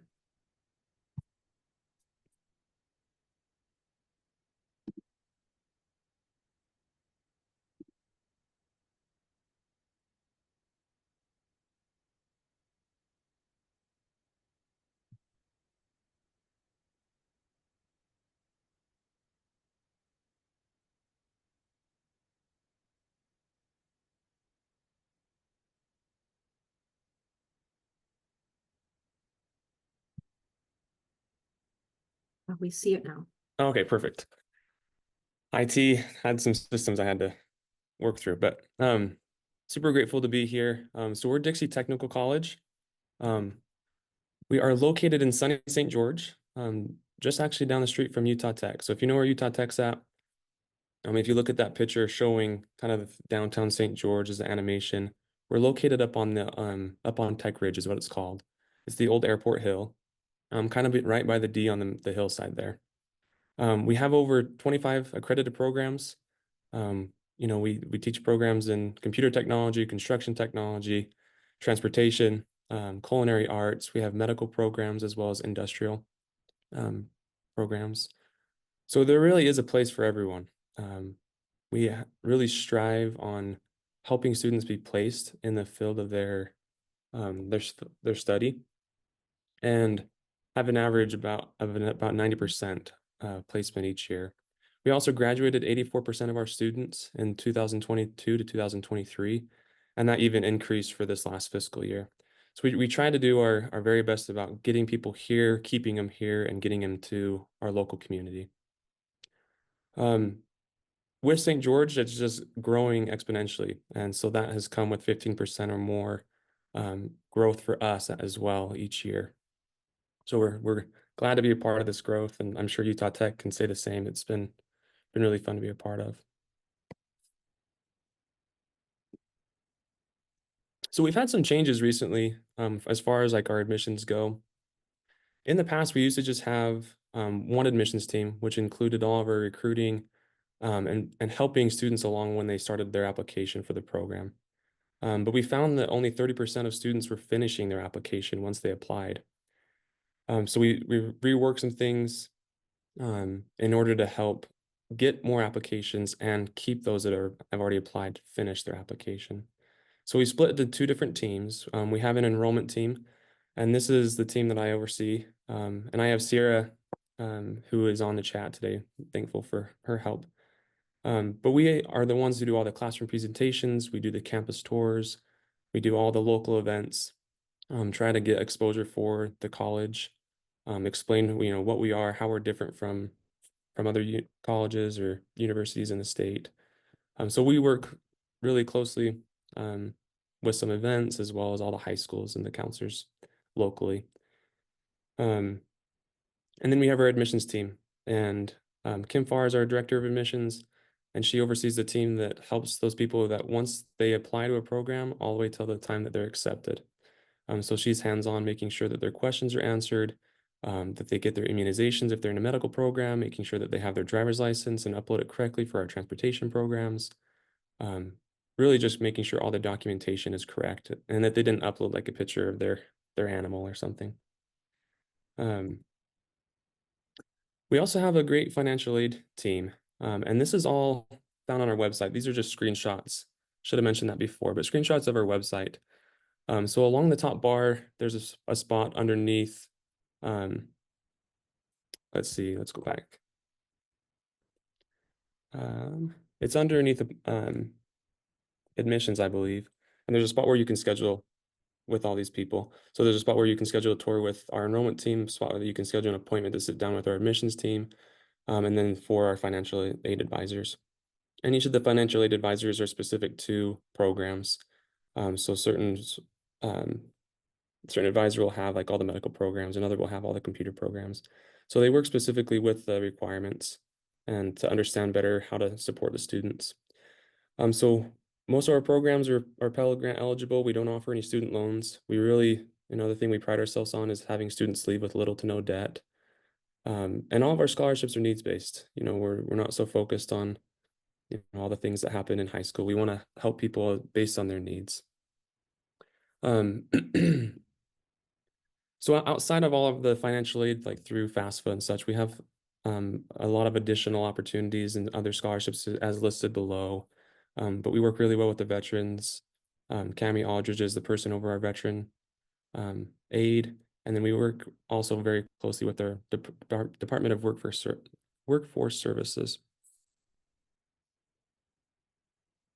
So you can see in the bottom right corner where it says admissions, you just go down to meet with an advisor. That's where you find all this.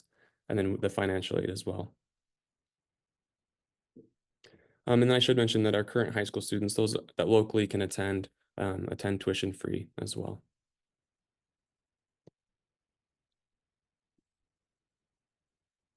Another great resource that we have for our students is our student success advisor. Her name is Caitlin Keller, and she helps our VP of Student Affairs just with supporting the students. She will meet with them and create goal-oriented plans. So if they start falling behind on attendance or on progress, she tries to catch it as soon as she can. And that's, part of just helping our students stay on track and leads to that high graduation rate that we're able to maintain. We also recently hired Ray Clawwitter, and he is over he manages our career enhancement trainings, so the very short-term trainings that we offer, and then also our student placement. So he is going to work closely, specifically with our computer technology. That seems to be where our placement's having some issues. Working with them just to make sure that they have opportunities, resources available to secure placement. They've had a lot of layoffs in that area, so he's going to work closely with a lot of students just to make sure that they can find a job after their program. And then we also have two great mental health therapists, Dr. Jenny Lee and Dr. Brandon Christensen. They're available on our campus a couple of days a week, and they'll help students manage stress. If that's just a day-to-day planning, they'll help them with different anxieties and depression. And then after a few visits, they'll refer people out and make sure that they get the proper help needed. So we currently don't have any housing options on campus. So we've worked with some that are in the downtown St. George area. And this is underneath on the students tab on our website. There's a housing page. And so this just gives a little brief information of all the places that have agreed to allow our students to stay there as well. These are mostly pretty close to Utah Tech's campus, but really not too far from ours either. And they allow students from any university or college to stay. We work really closely with industry. You know, we try to keep a good idea of what's going on in industry so our students are ready to go. And that includes this job board that we have on our website. So if you're an employer, you can come on, you can create a job posting. It goes through our associate VP of instruction and probably through Ray now to make sure we get it uploaded and make sure it's all correct. And then the students can come here and look and see what jobs are potentially available. So if you're a welder, you can see that there's a welding job. Or if you're in the culinary program, there's a couple cooking jobs. So just another great resource for our students. All right, so let's talk about how students apply. We've tried to really streamline this process. So number one, you're just looking at the main Dixie Tech website. If you click apply at the top right corner, it will take you right to number 2. Also, if you hit down in number 1 on bottom right, that will also take you to that same page. So there's 2 spots right on our first page of how they can apply. Once they get there, you can see that it says begin a new application or continue an application. We wanted to make it easy for people to come back to their application if they needed. And so if they hit begin a new application, it takes them to number 3 where they just sign in. They'll have to verify their email address, and then they can continue their application. And then just a quick note, if you've got to the sign up page, there's also a spot where you can hit sign in if you've already created an account. And then our applications are free for in-state students. We just charge a $10 out-of-state application fee.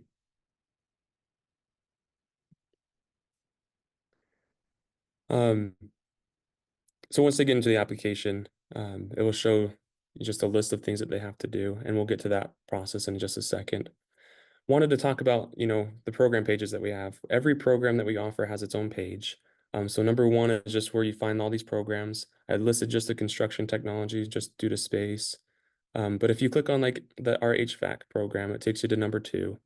And this is just an overview. So we have a video of a student, talking about the program, or maybe it's a video detailing what the program is all about by one of our great enrollment specialists. And then we have different student reviews. And then you can see there's a spot to apply now and tour the program. If you scroll down a little bit, you'll see number 3. That's just a quick overview of, what this, course objectives, how much this program costs, how long it is, and everything as far as start dates are concerned. And again, another spot where they can apply. And then if you scroll all the way down, there's a grouping of a bunch of drop downs. This is a great resource for students. They can see all of the courses that will be offered, all the tuition and fee breakdown, different start dates, and when they, what times they run, and then our admissions process. You also notice there's a career pathways that takes them to Career One Stop, where they can look at in-depth information as far as like job increase in market, or there's a decrease, how much you're going to be paid versus United States and Utah. So another something they can look at. So let's quickly get into our admissions process. This is the basics of it. This is a pretty simple application. We do have a ACT or AccuPlacer, which is a college placement test, something that they have to do in order to get into programs. Education verification is just a high school diploma or a transcript. The reference is just a name and an email address. And so that's really it. The only thing that students will get caught up on is their testing or immunizations if they're in a medical program. But we try our best to be on it as much as we possibly can. So for our HVAC program, for example, it's a 14 on the ACT. So we don't have a super high ACT score that's a requirement. And then lastly, just want to mention, like most of the other schools have, the Tech Connect is going to be a huge resource for our students. If they want to continue on and get an associate's degree, they can do so with Snow College now, and then move to one of the other institutions in the state to finish that degree. Anyways, that's a little bit about Dixie Tech. If you have questions, shoot them in the chat. We'll be here for the rest of the time, and or reach out to us just by going to our website. Thank you so much. Thank you so much, Taylor, for your presentation.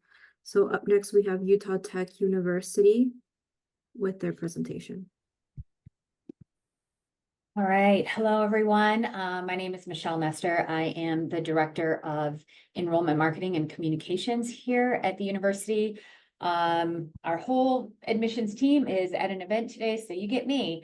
I have a PowerPoint prepared, but I just wanted to say hi first and say thank you everyone for being here today and just listening to all the great opportunities across the state. It's been really inspiring just as I've been kind of hopping in and out, working on some things to listen to all the great things that our state has going on for our students and, you know, students outside of the state if they decide to come here. So thank you for being here, and we always appreciate all your support and continued support before and even after this meeting today. So I'm going to go ahead and share my screen and start the slideshow. Hopefully this goes well. Fingers crossed, everyone.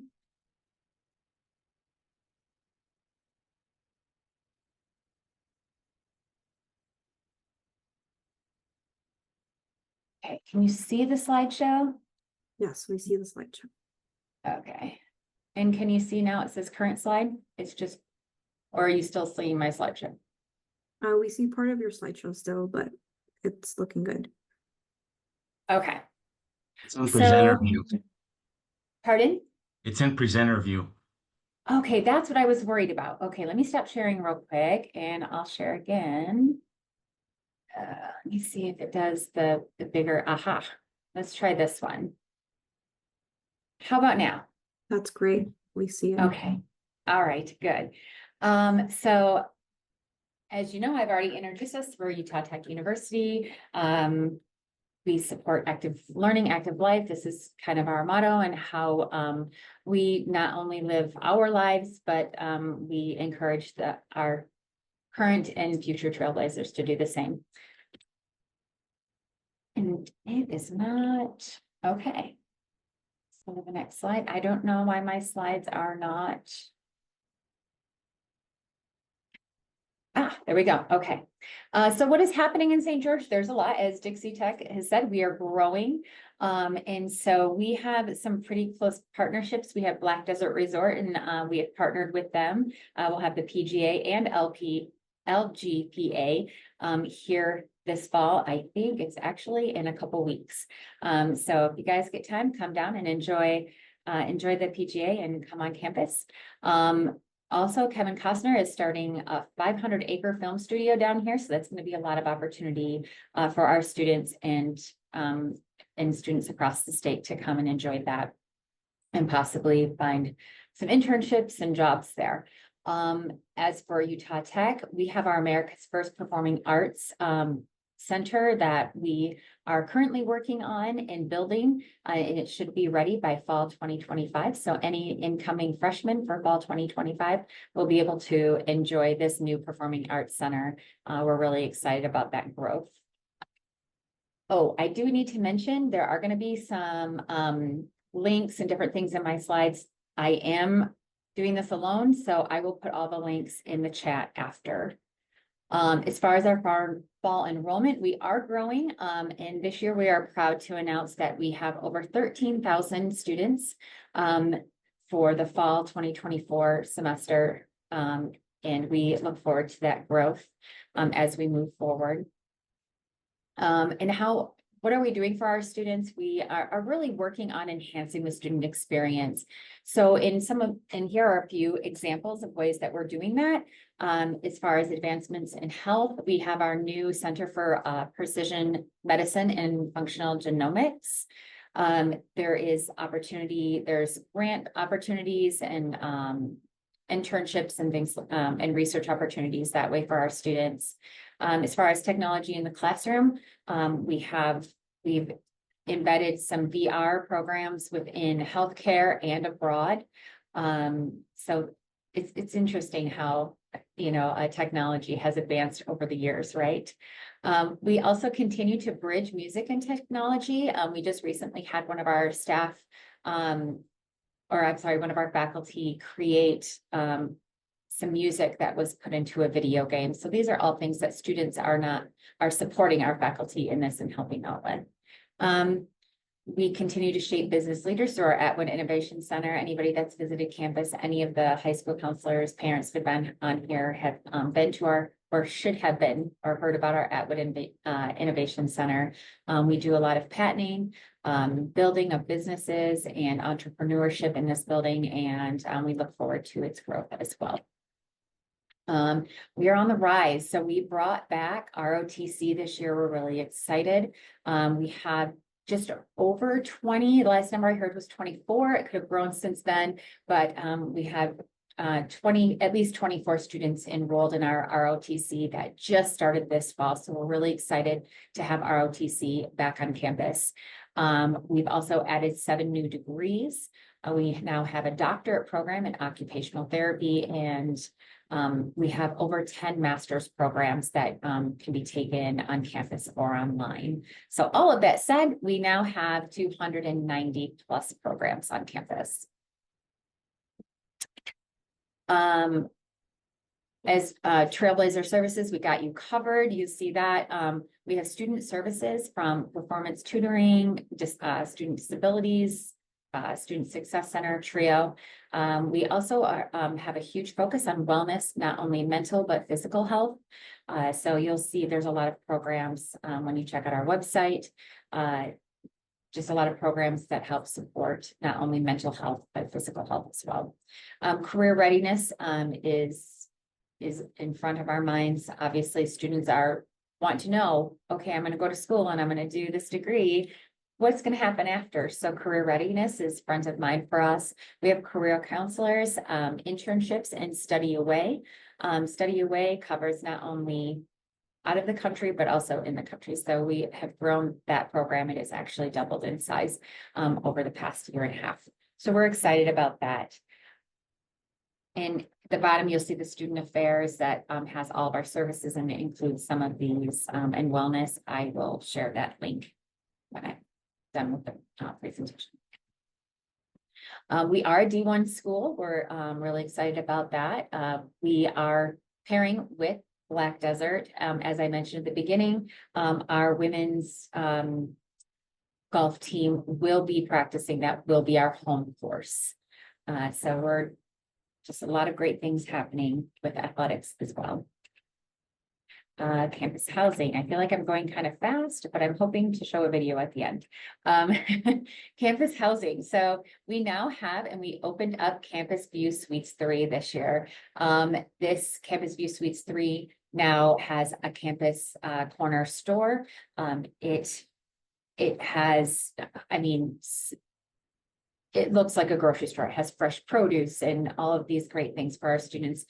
We did open up some more study individual. You see the study pods, and then we have more study rooms, including lounges and kitchen space. So we really, with the Campus View Suites, not only 3, but 1 and 2, we really focus on students just coming together and experiencing the college life together. So we're really excited about that.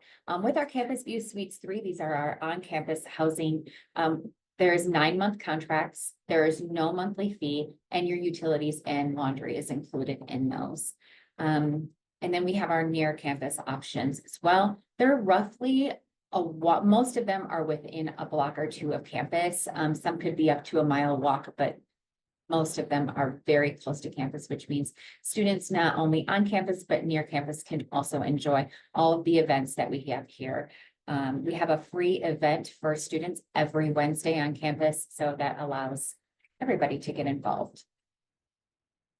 All right, so here are tuition costs. I will also have a tuition and cost link to our website that you can use to research this further, but you'll see our tuition and cost student fees here, what our housing shared, and we base our housing off shared housing. And then approximately our food meal package is $1,650, but that's adjustable as well. If you went with all of that, then your total cost is $7,046 for in-state. All right. So Utah Tech, as most people know, that we are the #1 most affordable university in the state of Utah. We have scholarships that help support that. We gave away $61 million in scholarships in we awarded 61 million in scholarships in 2024. 70% of our students have graduated without student debt. And so we're really proud of that as well. That I can say hats off to our scholarship and financial aid teams for making some of those things possible, right? There is a QR code here. So if anybody's interested in searching more about our scholarships, you can use the QR code there. We also have the Trailblazer. It's a Trailblazer. It's our Utah State or Utah Trailblazer scholarship that's just for residents. I think most of the universities do have this. I heard SCU, they were talking about this as well.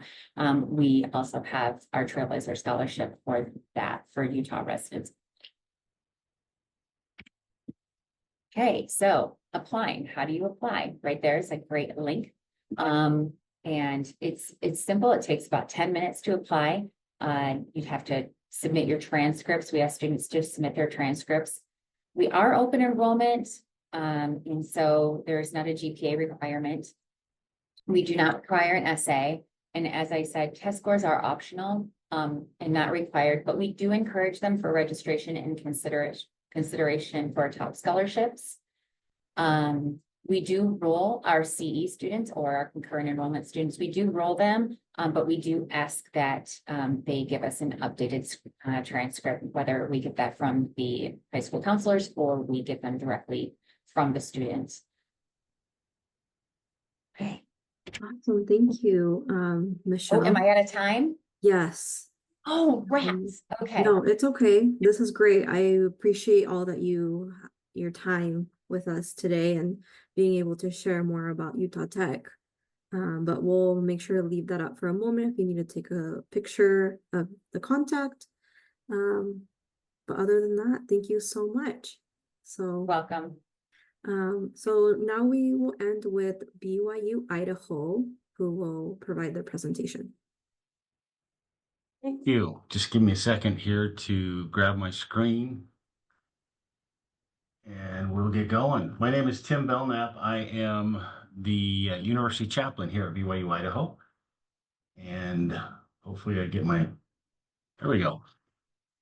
I know many of you, since we're the only Idaho option in today's presentation, many of you have not been to BYU-Idaho. So I just wanted to share a quick non-narrated trip through BYU-Idaho with you.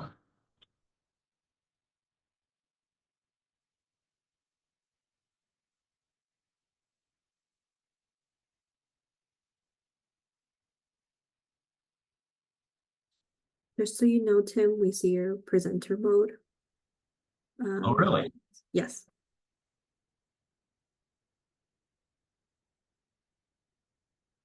Okay, well, that is not what it's not what I see. Okay. Let's try that again.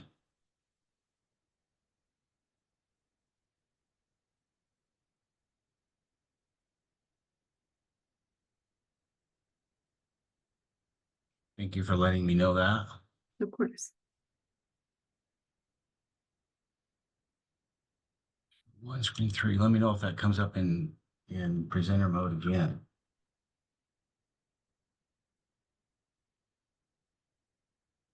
Is that presenter mode?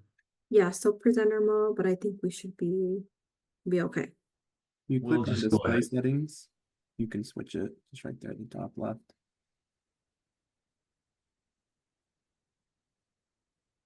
How's that? Oh, Yep. perfect. We see And it. we have no sound either of the video. It's a non-narrated, so we're just gonna let you see campus for a quick minute.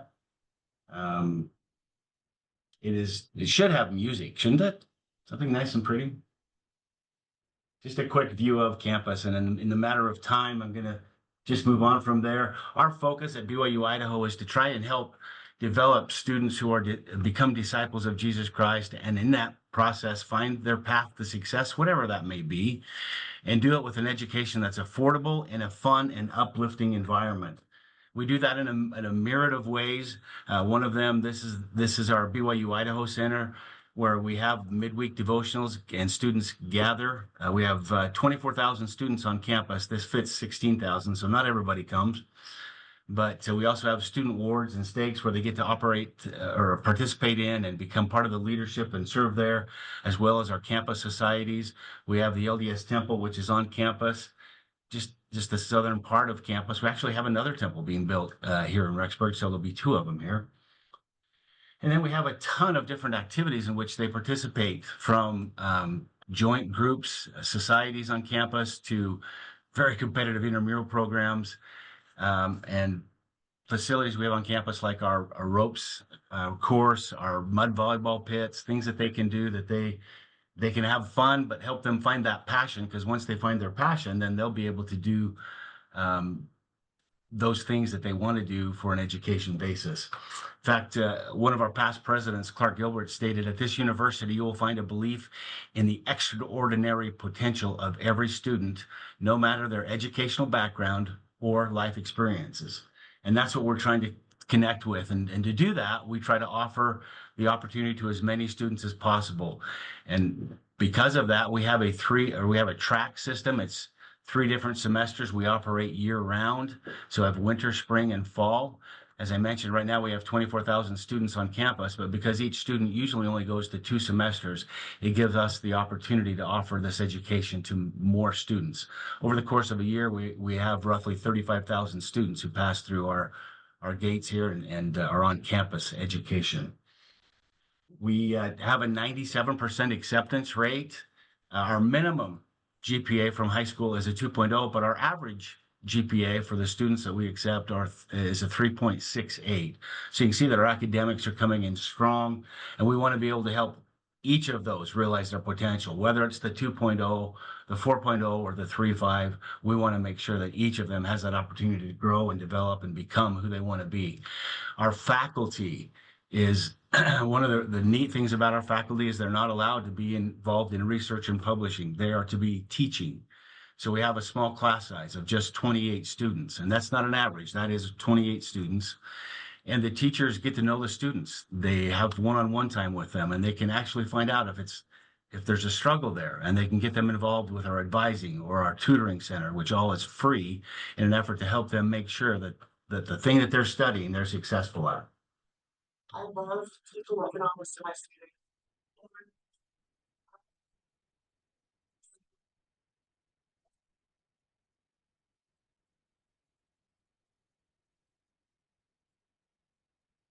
Just so you know, we're not hearing sound, but I think we get the gist of. You're not hearing sound? Okay, that's okay. Helps me know. We'll just move on. One of the nice things about our institution is that 89% of our students who have graduated are employed within 120 days, and 95% of them are employed within a year. And then of those who don't become employed, 78% are pursuing grad schools. And you can see from the grad schools, we've got Harvard and Duke and Cornell. From the employers, Google, Microsoft, Disney, Toyota, NASA, you name it, we've got it. And these students are going there and they're succeeding.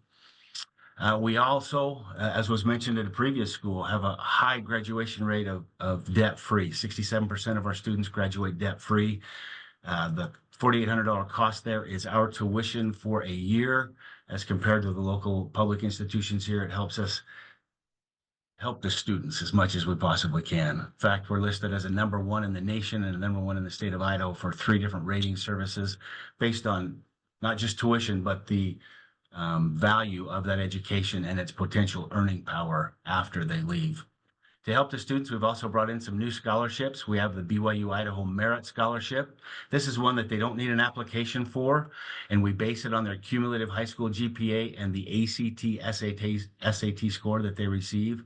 You must have a 3.5 GPA and a 25 ACT or 1200 SAT, but it is a 4-year award if they maintain a 3.7 GPA.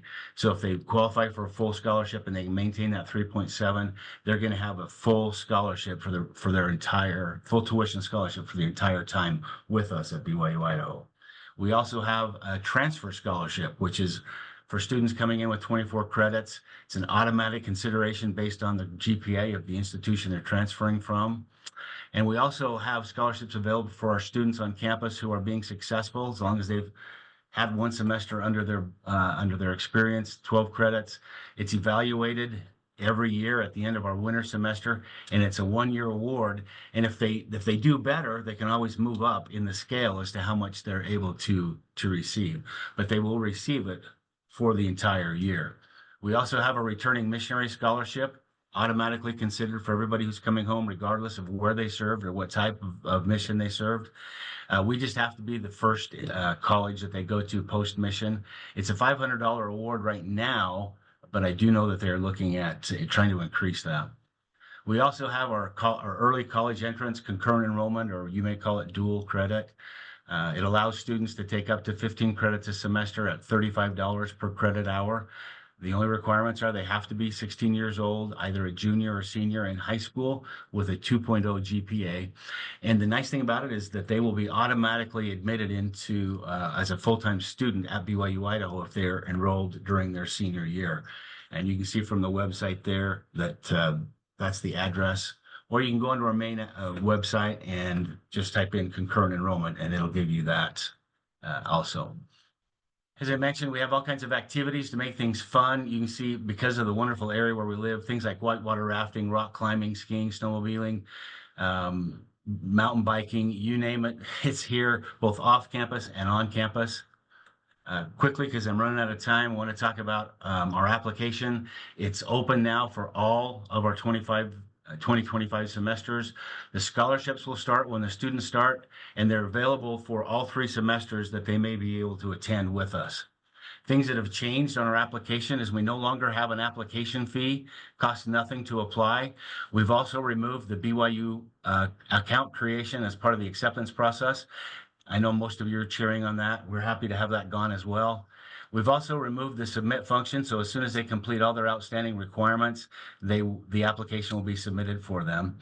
ACT, SAT is test optional, except for if you want to be considered for the merit scholarship, we do need those. And then we will continue our connection with BYU's application, in that when they apply to BYU, they will also apply to us automatically unless they tell us not to. We also have Campus Day coming up, where we'd invite you all to come, all the counselors, everybody, the students, friends, family, whomever they want to come. October 18th here on campus. It's a Friday. It's a great day to spend the entire day from breakfast to supper with us. All kinds of tours, seminars, and for the students, a lot of activities that they can participate in and have a whole bunch of fun. Because my audio is not working, I will just close with the comment that was by Henry B. Eyring, a former president here at BYU-Idaho. He prophesied that the students of BYU-Idaho will become legendary in their capacity to build others and add value where they live. We'd like to invite you to come add value at BYU-Idaho. Thank you so much, Tim, for your presentation. It's so great to have BYU-Idaho as part of our webinar. So thank you so much. So that will conclude the admissions presentations for today. And basically what I wanted to show just really quickly here as we wrap up, so you can see my screen. Dylan, can you confirm that you're seeing the website? Yep, you're good. Thank you.